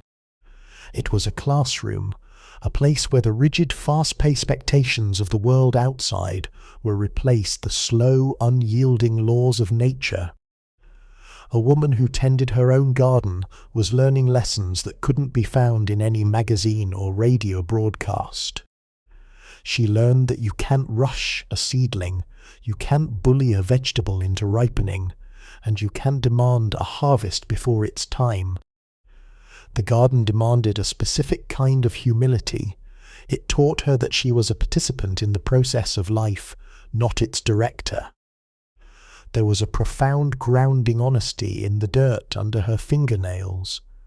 When you spend time working the soil, you are forced to confront the reality of where your food comes from. You see the cycle of birth, growth and decay. You understand a tomato doesn't appear in a plastic carton. It comes from the sun, the water, the nutrients in the soil, and a great deal of consistent care. This realization changes your relationship with your meals. When you sit down to eat something you have nurtured from a tiny, fragile seed, you treat it with a level of respect that you would never afford a store-bought item. The garden was also a place of solace.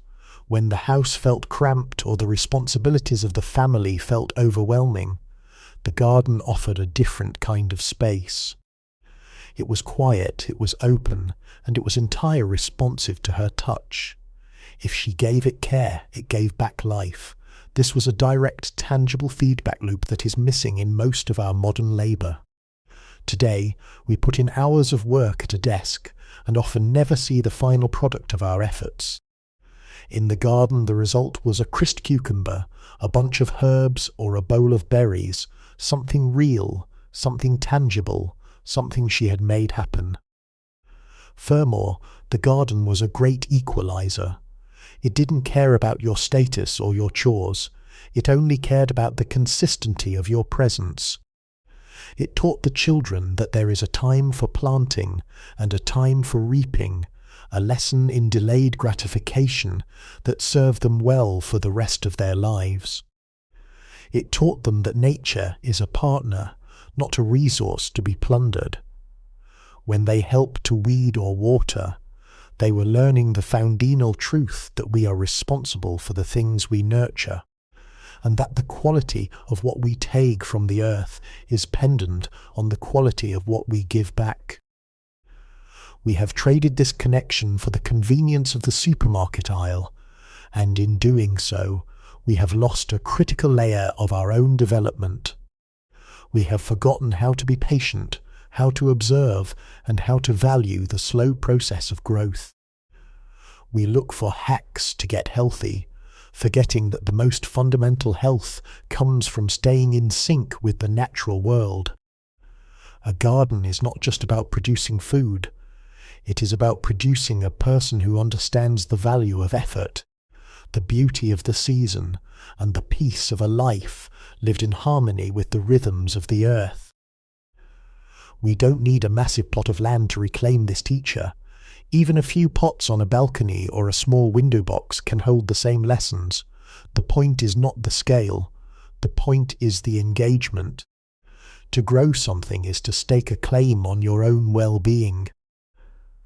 It is a way of saying that you are still connected to the source of life, that you are still willing to do the work, and that you understand that the most meaningful things in life, like a garden, require nothing more than a bit of patience, a little bit of care, and the willingness to let things grow in their own time. There was a time when the calendar in the kitchen wasn't just a grid of dates, but a guide to what was expected of the earth. In the 1950s, the rhythm of the household was dictated by the changing seasons in a way that we have almost entirely erased. You ate what the time of year provided, not because you were forced to, but because it was the only way the world moved.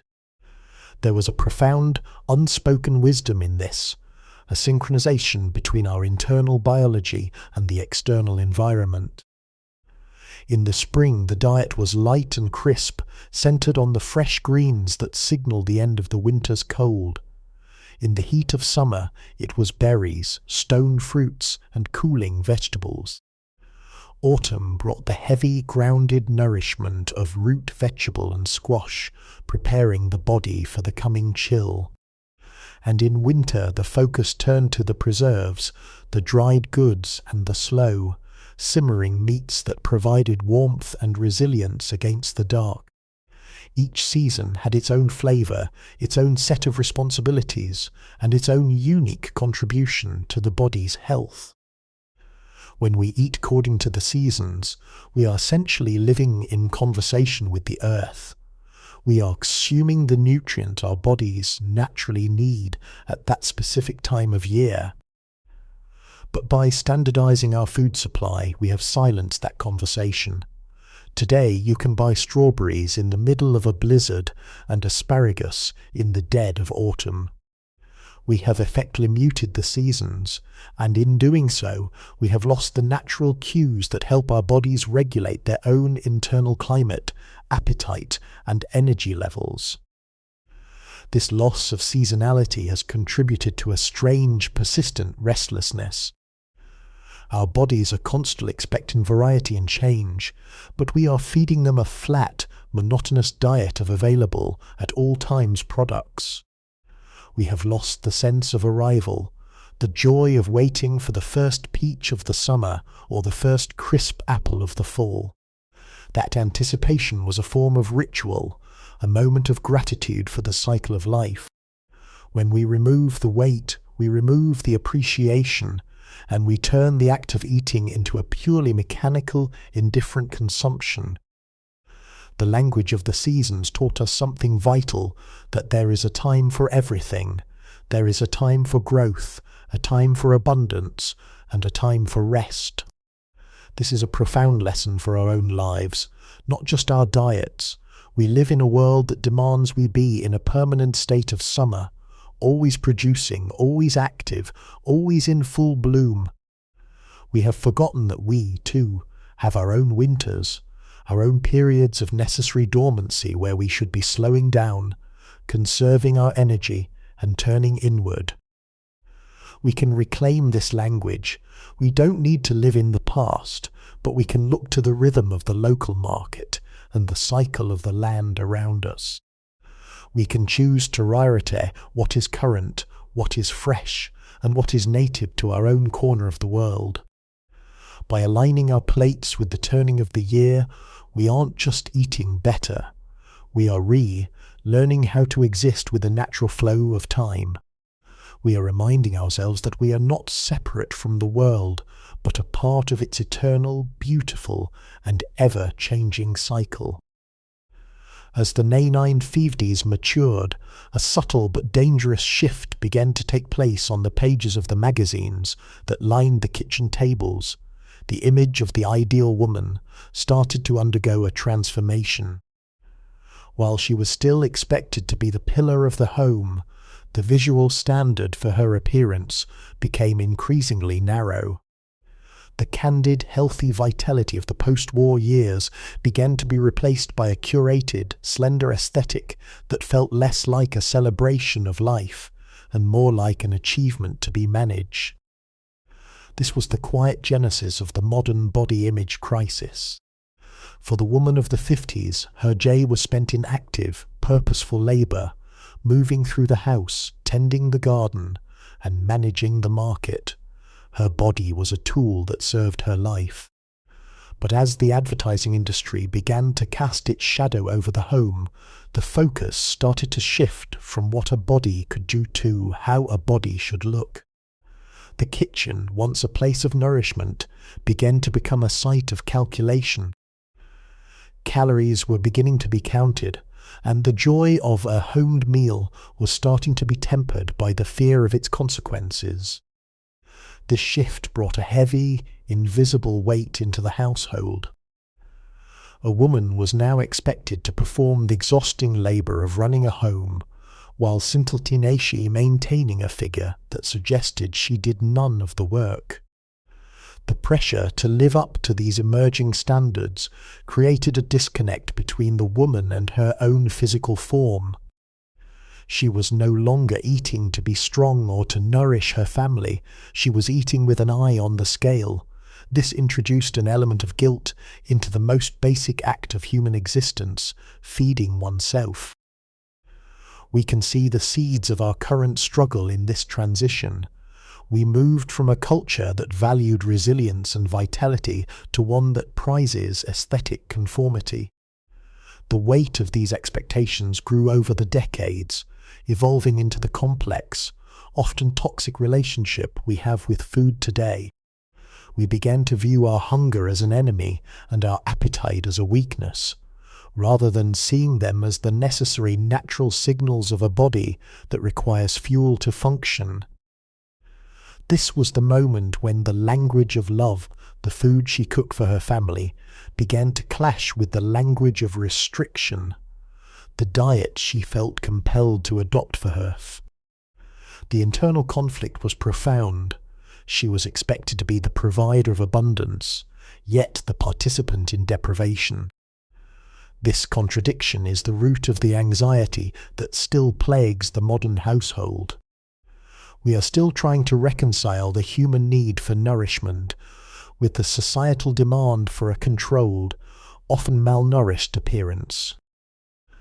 To understand our own modern obsession with body image, we must look at how this pressure was quietly invited into the home. It didn't arrive as a revolution. It arrived as a suggestion, tucked in the advertisements between recipes for pot roast and tips for home cleaning. We have spent 7 years internalizing these messages, and they have become the background noise of our lives. But by recognizing this history, we can start to turn down the volume. We can begin to separate our worth from our shape and our sustenance from our shame. We can start to reclaim the body not as an ornament to be polished, but as a vehicle to be fueled, respected, and treated with the same kindness that we would extend to the people we love. There were moments in the life of the 1950s woman that have rarely been captured in the vibrant, happy family advertisements of the time. These were the hours of the quiet house, the mid-morning silence that descended once the husband had left for work and the children had departed for school. In that stillness, the kitchen transformed. The frantic energy of the morning routine would evaporate, leaving behind a space that was suddenly, perhaps for the first time in the day, entirely her own. This silence was heavy with possibility and, often, with the echoes of unvoiced dreams. It was in these hours that the reality of her life, its limitations, its joys, its quiet victories, and its hidden longings became most apparent. While the world outside expected her to be the cheerful, apron-clad centre of domestic stability, these quiet hours were where she truly lived. She might sit at the kitchen table with a cold cup of tea, staring at the dust motes dancing in the afternoon light, contemplating the path her life had taken and the paths she had left behind. In that silence there was a form of freedom. It wasn't the loud, explosive freedom of a career or a public life, but the quiet, interior liberty of the soul. She could observe the house she had built with her own 2 hands. She could feel the pulse of the home, the rhythm of the life she was curating for her family. And in that introspection she was finding her own sense of self. She was learning that her value was not merely in the labour she performed, but in the quiet intelligence with which she navigated the complexities of being a wife, a mother, and a woman. Yet this quiet was also a mirror. It reflected the unspoken sacrifices that were so often taken for granted. In the vacuum of the empty house, the weight of her responsibilities could sometimes feel overwhelming. She was the anchor, and the anchor is often forgotten beneath the surface of the water, holding everything together while the ships sail freely above. She was the one who managed the emotions of the household, the one who mediated the conflicts, and the one who ensured that, no matter what, there was always something warm to eat at the end of the day. This silence is something we have almost completely eliminated from our modern existence. We fear the quiet. We fill it with podcasts, social media, and the constant hum of digital connection. We have forgotten how to be alone with ourselves, because we are terrified of what we might hear in the silence. We have forgotten that introspection is the bedrock of self-awareness. Without those moments of stillness, we remain fragmented, reacting to the world rather than choosing our own way through it. The women of the 1950s lived in a world that often strained them, but they also inhabited a space of deep, reflective potential. They understood the necessity of the quiet house. They knew that to keep the home together, they first had to keep them together. They found their strength in those moments of solitude, in the ability to simply be without needing to perform. As we look back, we should not just pity their limitations. We should admire the quiet resilience they cultivated in the stillness. We too need to reclaim the sound of the quiet house, to turn off the noise, to sit in the stillness of our own lives, and to listen to the voice of the person we are when no one is watching. That is where we will find our true centre. There is a specific kind of magic found in a handwritten recipe card, stained with the butter and flour of decades past. In the mid-century kitchen, these cards were more than instruction for a meal. They were a roadmap of identity. When a woman cooked her mother's pot roast or her grandmother's apple cake, she wasn't just preparing sustenance, she was performing a ritual of inheritance. She was ensuring that a piece of her history remained alive, preserved in the very molecules of the food she set upon the table. These recipes were the primary currency of heritage. They travelled across generations, often without formal measurements, relying on the pinch, the dash, and the handful. This made them incredibly intimate. To follow the recipe was to attempt to walk in the footsteps of the women who came before you. It was a way of honouring the struggle, the ingenuity, and the love that had sustained the family through lean times and prosperous ones alike. The flavour wasn't just in the salt or the spice, it was in the memory of the hands that had stirred the pot. Today, we have digitized our recipes, organizing them into slick, searchable databases that prioritize efficiency. We can access 1 million variations of a dish in an instant. Yet, in this abundance, we have lost the specificity of the heirloom. When a recipe is removed from the context of its family origin, it becomes a mere chemical formula. It loses the story, the context, and the emotional tether that made the act of cooking a deeply human experience. We can replicate the taste, but we often fail to replicate the meaning. This loss of culinary inheritance is a loss of connection to our own roots. We are drifting in a sea of generic, standardized food to connect from the lineage of our ancestors. When we stop cooking the foods that defined our childhoods or our families, we cut a vital thread. We become a generation unanchored, feeding ourselves with whatever is available, forgetting that the act of eating is one of the oldest ways humans have of saying, "I am who I am because of where I came from." Reclaiming this inheritance doesn't mean we have to live in the past.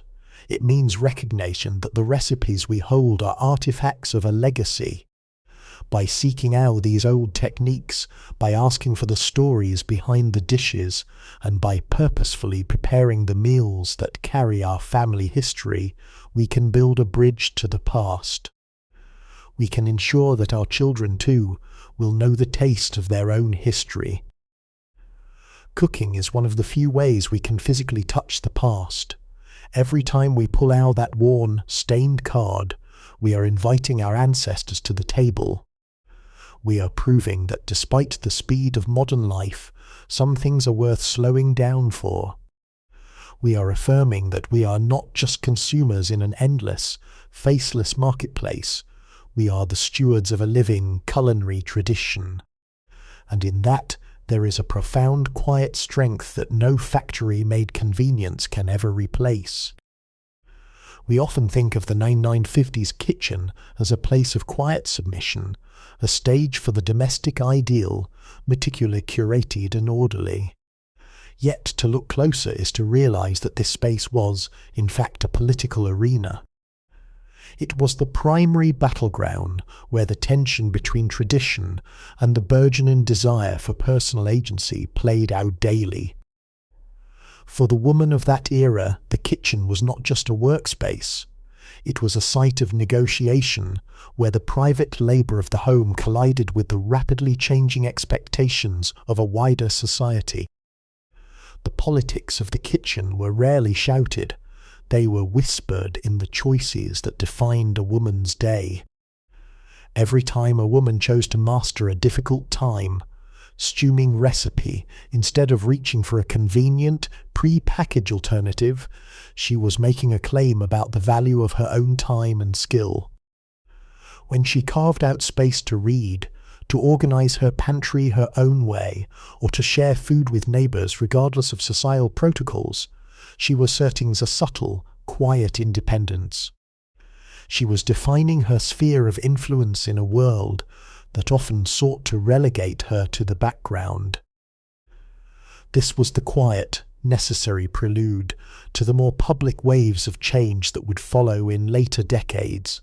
The kitchen was where the seeds of questioning were sown. As women began to see the contradictions between the promises of modern efficiency and the reality of their own isolation, they started to build a hidden infrastructure of self-awareness. They talked over fence lines and kitchen tables about more than just recipes. They talked about their lives, their fatigue, and their quiet, simmering desire for something more. The political power of the kitchen was also found in its role as the gatekeeper of family values.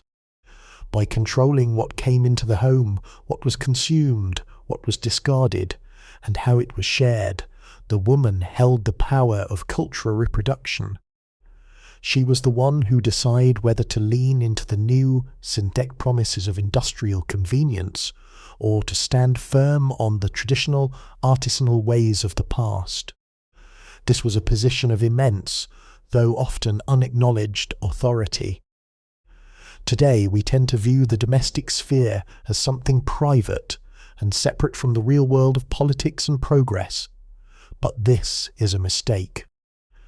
The kitchen is the first place we experience the politics of our own bodies and our own values. How we source our food, who we share it with, and how much time we are willing to devote to the act of nourishment. These are not trivial matters. They are profound political decisions. They determine whether we are autonomous, conscious individuals, or merely passive participants in a system designed to maximize consumption.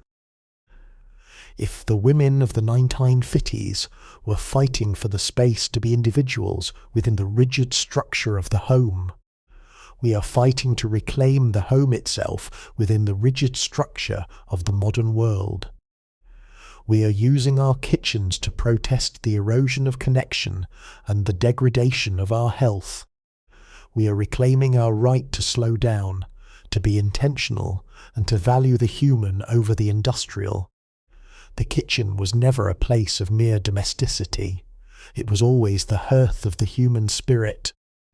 And as long as we hold the power to decide how we nourish ourselves, we hold the power to shape the future of our own lives. If you were to walk into kitchen from the late 1950s, you would find it filled with objects that were built to last, not merely to function. There was a specific architecture to these tools. The weight of a cast iron skillet, the smooth, worn texture of a wooden spoon handle, the precise click of a sturdy metal jar lid. These were not disposable commodities, they were long-term companions. Every scratch on the surface of a mixing bowl, every dent in a tin measuring cup was a record of a meal served, a recipe attempted, or a moment of frustration or joy.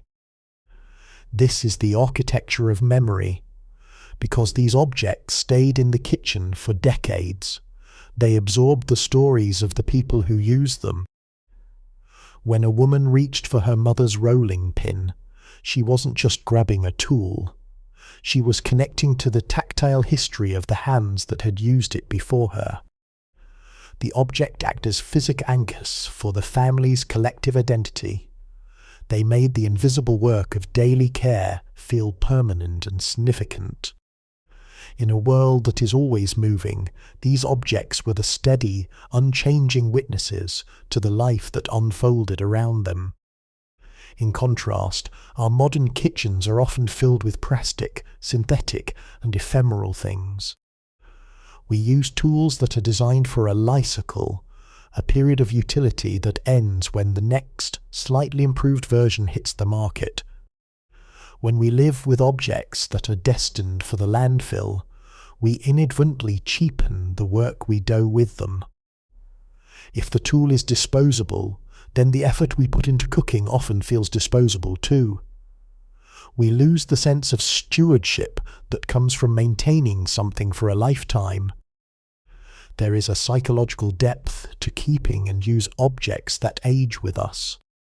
When we use a tool that has been in our family for 20, 30 or 50 years, we are engaging in a form of continuity that is increasingly rare.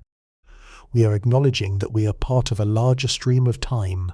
These objects demand our care. We must clean them, oil them, and repair them. This act of maintenance is a quiet, meditative practice that keeps us tethered to the physical world. It forces us to slow down and respect the thing itself, rather than viewing it as a mere means to an end. We often feel a strange nostalgic ache when we see these old tools, perhaps because they represent a stability we feel we are missing. We are currently living in an era of intense material clutter, yet we feel a profound sense of object poverty. We have so much, yet we possess so little that truly matters. We own things, but they don't own our memories. They are shells, empty of the shared history and the years of service that gave the 1950s kitchen its soul. Perhaps we can begin to change this by being more intentional about what we invite into our own homes. We can choose to buy fewer things, but better things, tools that are designed to endure, to age, and to become part of our own story. We can stop chasing the latest and start cultivating a collection of essentials that will outlast our current busyness. When we surround ourselves with objects that have integrity, we create a kitchen that is not just a room for processing food, but a museum of our own lives. We build an architecture of memory that will serve the future as well as it serves us today. There is a stark and comfortable irony in our present age. We have access to more nutritional information than any civilization in history. Yet we are fundamentally less nourished than those who lived in the simple times of the 1950s. We have broken the chain that once connected the soil to plate, and in our place we have built a complex industrial machine designed for speed, shelf, stability, and maximum profit. We are fed in the literal sense, yet we are suffering from a chronic, systemic famine of the nutrients that keep the human body resilient. In the mid-century kitchen, food was a product of the land and the season. It was alive, it was local, and it was mostly unrefined. The body understood how to process those ingredients because they hadn't been altered to survive a journey halfway across the globe. Today, we consume a vast array of food-like products, substances designed to mimic the taste and texture of real food while stripping away the complex enzymes, minerals and fibers that our biology requires. We have traded the messy, demanding, but deeply healthy reality of whole food for the clean, predictable, and ultimately fragile safety of the packaged aisle. This fragility is not just in the food itself, it is in our relationship to it. We have surrendered our knowledge of how to prepare food to corporations. We no longer know how to ferment, to preserve, to butcher, or to heal with the bounty of the earth. When we lose the ability to provide for ourselves, we become incredibly vulnerable. If the power goes out, if the supply chain falters, or if the digital systems that govern our grocery delivery apps crash, we are left standing in an empty kitchen, completely dependent on a system that doesn't care if we thrive or just survive.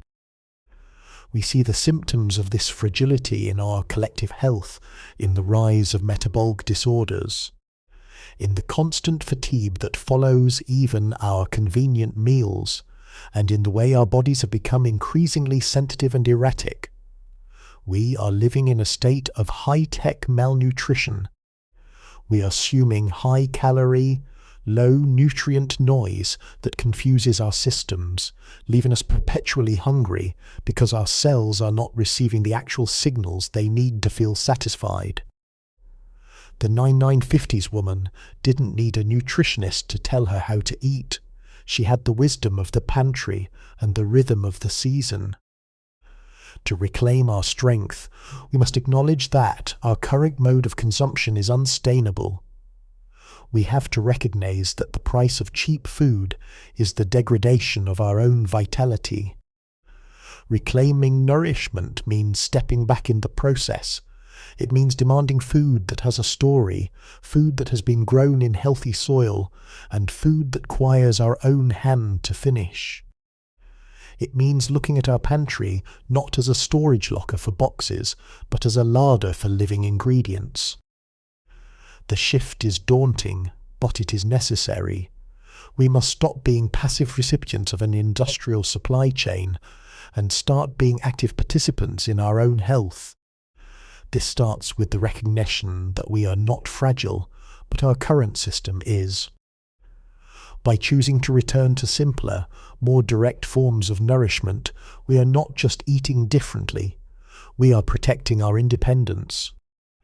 We are building a foundation of resilience, one meal at a time, ensuring that even in a world that is increasingly disconnected, we remain firmly, biologically, and spiritually rooted in the things that truly sustain us. We have travelled a long road from the mid-century kitchen, through the evolution of our tools, our values, and our relationship with the earth.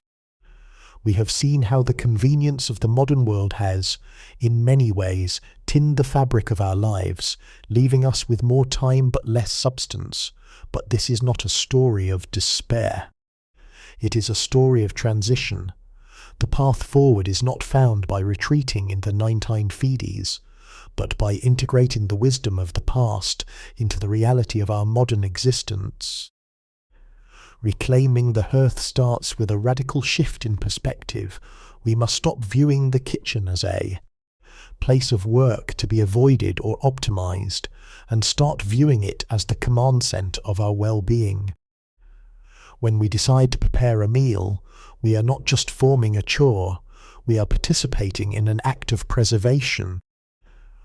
We are choosing to be the ones who decide what enters our bodies and what energy fills our homes. This is an act of defiance against a culture that prefers us to be passive consumers. The path forward requires intentional inefficiency. It means intentionally choosing to spend time on the things that matter.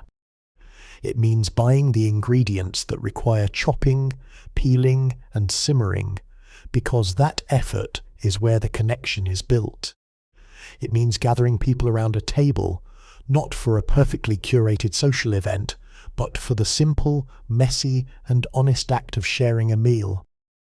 It means turning off the notifications and the digital noise to be present with the person sitting across from you. It means reclaiming the quiet, the smell of real food, and the texture of real ingredients. We do not need to discard our modern tools, but we must stop letting them rule us. We use our appliances. We do not let them replace our intuition. We can use the information available to us to learn about nutrition, but we must trust our own bodies to tell us what feels good. We can brace the global pantry, but we must prioritize the local rhythm. We are the architects of our own homes, and we have the power to define what a successful life looks like. It is not a life of maximum speed, but a life of maximum presence. As you step back into your own kitchen, look around you. See it not as a room of appliances, but as the hearth. This is where your history is written, where your health is nurtured, and where the most important connections of your life are forged. Start small. Mend the connection with one meal, one conversation, or one garden pot at a time. The drudgery of the past was actually the architecture of a stable, meaningful life, and we have the tools to rebuild that foundation on our own terms. We are the ones who get to decide what we carry into the future. Let us carry the wisdom of the kitchen, the knowledge that no matter how fast the world moves, the human heart will always find its home in the things that are made with care, shared with love, and savoured in the quiet, steady rhythm of a life well lived. The hearth is not a place in the past. It is a way of being in the present. It is waiting for you to rekindle it. We live in an age that treats the body as a machine to be optimized, measured, and corrected. In the mirror of our modern diets, we often see only what is wrong, too much of this, not enough of that, a weight to be managed, or a standard to be met. But this mindset is the antithesis of nourishment. To truly feed our elves, we must first learn the art of self-compassion. The kitchen, far from being a place where we should measure our failings against a calorie count, is the perfect sanctuary to practice the act of being kind to our own physical selves. The slow feast begins not with the ingredients on the counter, but with the intention we bring to the stove. When we prepare a meal with the intent of nourishing rather than restricting, the entire chemistry of the act changes. It becomes a ritual of healing. As you chop a vegetable, as you smell the onions softening in the pan, as you stir a simmering pot, you are engaging in a rhythmic meditative process that signals to your nervous system that you are safe, that you are worthy of care, and that your body is a vessel to be honoured, not a project to be fixed. This is the antidote to the guilt-ridden eating that has become so common in our era. We have been taught to apologize for our hunger and to bargain with our cravings. But what if we saw hunger as a beautiful, vital signal, a message from our biology that is time to connect with the earth again? By preparing a simple whole meal, we are responding to that call with grace. We are replacing the sharp, critical voice of a diet, obsessed culture with the soft, steady hum of our own nurturing nature. Self-compassion in the kitchen means acknowledging that some days we don't have the energy for a complex feast, and that is perfectly okay. A bowl of warm soup, a piece of fresh fruit, or a simple slice of bread, when eaten with awareness and gratitude, is a feast. It is the acknowledgement that we are enough, just as we are. It is the realization that we don't need to earn our sustenance through extreme exercise or rigid fasting. We need only to be present, to be grateful, and to be gentle. As you stand in your kitchen, try to release the numbers and the external pressures. Let your hands do the work while your mind rests. Feel the texture of the food, smell the complexity of the herbs, listen to the sounds of the meal coming together. In this space, you are not a body to be scrutinized. You are a living, breathing being participating in the oldest, most sacred act of survival. The slow feast is a practice of coming home to yourself. Every meal is an opportunity to practice a little more kindness, to let go of a little more judgment, and to nourish the person who resides within the skin you wear. By treating yourself with this level of respect in the kitchen, you are building a resilience that will carry you through the rest of your day.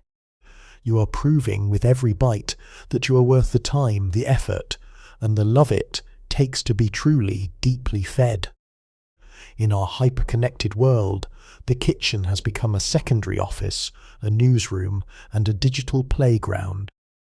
We carry our phones to cutting board, we listen to podcasts while we stir, and we check emails while the water boils. In doing so, we have turned a space that was once dedicated to the alchemy of transformation into yet another theatre of distraction. We are physically in the kitchen, but our minds are scattered across 1,000 digital miles, leaving us perpetually fragmented and unable to truly inhabit the present moment.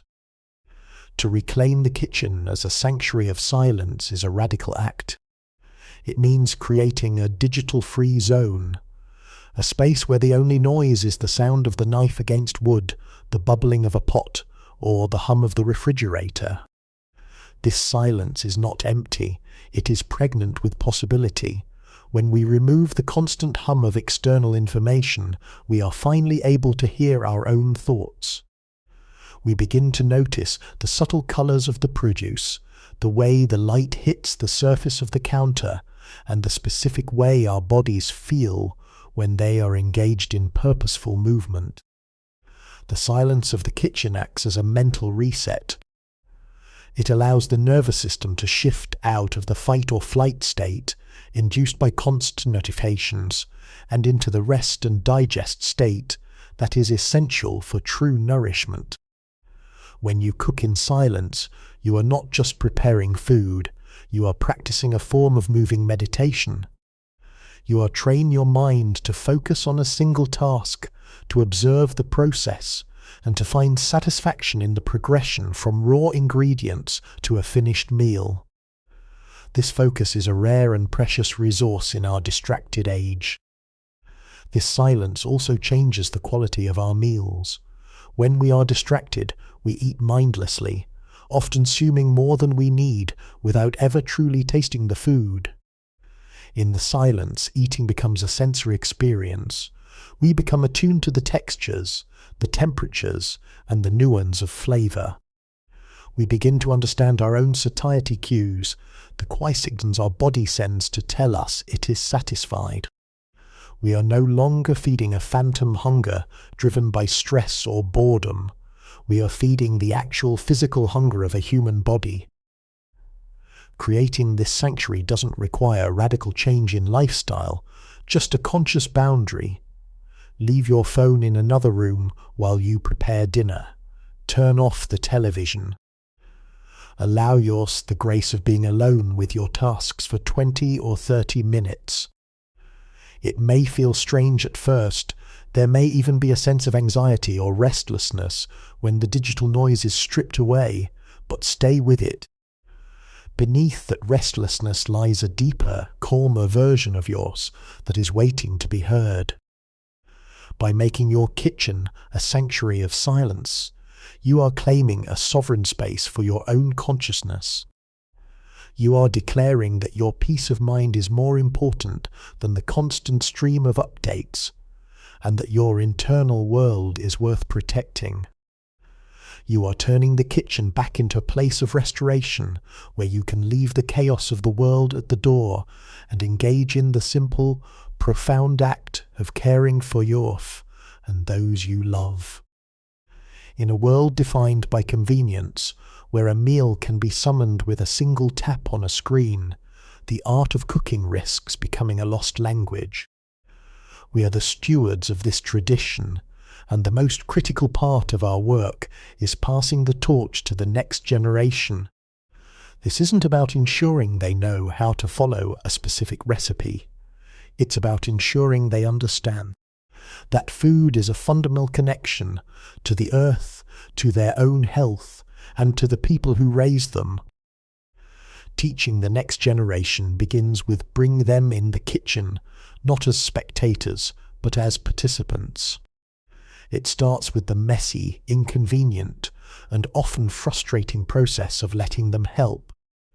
When a child learns to break an egg, to measure flour, or to wait patiently for a pot to boil, they are learning far more than culinary skills. They are learning the foundation lesson that effort is the ingredient that makes life meaningful. They are learning that they have the power to create, to sustain, and to provide. This transfer of knowledge is an act of resistance against a culture that prefers them to be passive consumers. When we teach a child how to identify a fresh vegetable, how to store it, and how to turn it into something delicious, we are gifting them a form of independence that no corporate can take away. We are grounding them in the reality that they are not just nodes in a network, but biological beings who belong to the natural world. This is the most potent defense we can offer them against the anxiety and isolation of the digital age. The torch we pass is also the value of the family table. It is in the act of eating together without screens, in the presence of each other, that the most important lessons of life are transmitted. It is where stories are told, where struggles are shared, and where the sense of belonging is solidified. By protecting this space, we show the next generation that their presence is valued and that their connections to others are the most important investment they will ever make. We must also be honest with them about our own journey. Let them see us struggle with the balance of life. Let them see us make mistakes in the kitchen and watch how we recover. Show them that it is okay if the meal isn't perfect, as long as it is honest. By modeling this vulnerability, we teach them that the goal is not to be flawless, but to be human. We teach them that the kitchen is a place where we are allowed to grow, to fail, and to try again. As we look toward the future, let us realize that the legacy we leave is not just in the photos we take or the things we buy, but in the habits we instill. If we can teach the next generation to value the slow, the real, and the shared, we have given them the best possible foundation for a resilient life. We are not just teaching them how to cook, we are teaching them how to be the keepers of the flame, ensuring that the rhythm of the hearth continues long after we are gone. We have spent decades conditioned by imagery of the perfect home spotless countertops, meticulously plated dishes, and a serene, unfruffled cook who never seems to break a sweat. This illusion of perfection has done more harm than we realize. It has transformed the kitchen into a performance space rather than a living one. When we hold our own lives up against these polished artificial standards, we inevitably feel that we are falling short. It is time to dismantle this myth and embrace the art of imperfection. True life is, by its very nature, messy. It is the flour spilled on the floor while a child helps you bake. It is the dish that stayed in the oven a minute too long, resulting in a crust that is a little too dark. It is the dinner served on mismatched plates, because the day was too long to bother with etiquette. These are not failures. These are the authentic signatures of a life being lived. When we let go of the need for perfection, we stop being critics of our own existence and start being its participants. Embracing imperfection is the key to culinary freedom. It allows us to experiment, to taste, to adjust, and to make the process our own. Perfectionism is a cage. It demands that we follow the instructions to the letter, stifling our intuition and turning cooking into clinical, fear-based task. Imperfection is the soil in which creativity grows. It is the willingness to improvise with what is in the pantry, the courage to try a new combination of herbs, and the wisdom to know that the soul of a meal comes from the heart, not the precision of the technique. This philosophy of imperfection extends beyond the food to the very atmosphere of the home. A kitchen where everything is just so is a kitchen where no one feels comfortable taking a breath. A home should be a place where we are allowed to be tired, to be unpolished, and to be real. When we accept our own imperfections, we naturally extend that grace to those around us. We create an environment where our families and guests feel they can be themselves, rather than having to perform for us. We must redefine what a successful meal looks like. It is not defined by the aesthetic quality of the dish, but by the warmth of the company and the intention behind the act. A simple, slightly chaotic dinner shared with laughter, infinite more nourishing than a perfect cold meal consumed in silence. The beauty lies in the cracks, the spills, and the honest efforts. It is in the humanness of the kitchen that we find the comfort we are truly seeking. So, let the kitchen be a little messy, and sometime flawed. In letting go of the unattainable standard of perfection, you open the door to a much deeper sense of contentment. You are declaring that you value the substance of your life over the image of it. You are acknowledging that you are a human being, not a machine, and that the beauty of your life is found not in its flawless execution, but in its beautiful, vibrant, and messy reality.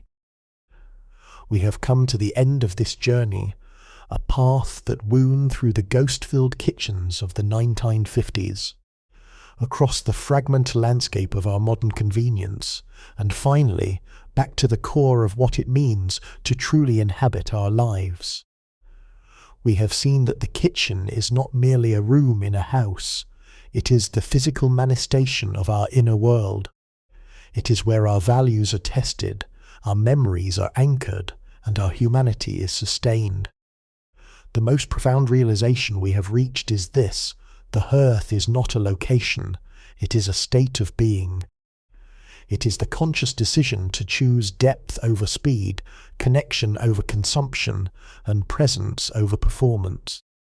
You have carried this hearth within you all along, perhaps dampened by the noise of the world, but never extinguished.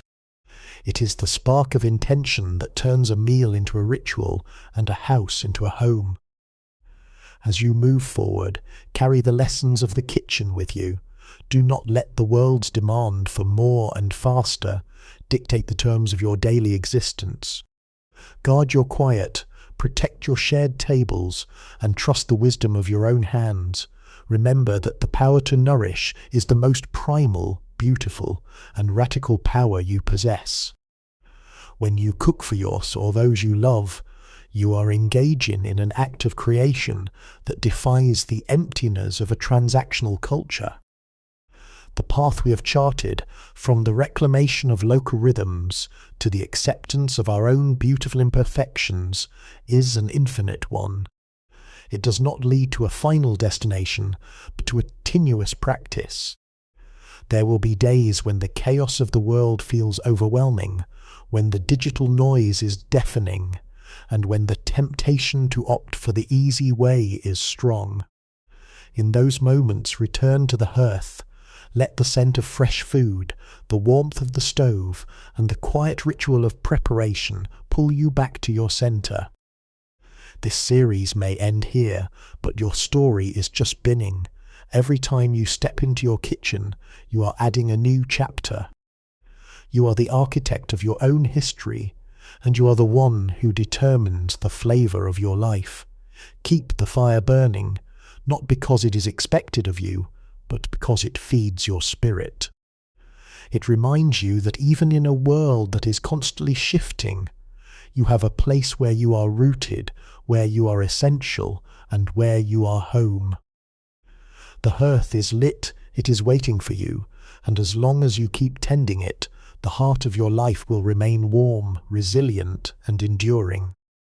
This is the inheritance you leave, the legacy you build, and the most important work you will ever do. Sleepy History with Benedict is created for relaxation, entertainment, and sleep purposes. The stories shared on this channel are inspired by historical events, daily life, and real periods in history, but they may be simplified, adapted, or narrated in a calming way to enhance the listening experience. This content is not intended to be a precise academic or educational source. While we aim to stay generally accurate, some details may be altered for storytelling flow and relaxation. Please do not rely on this channel as a primary source for historical research or study. By listening, you acknowledge that this content is designed to help you unwind, relax, and fall asleep. Thank you for your understanding and support.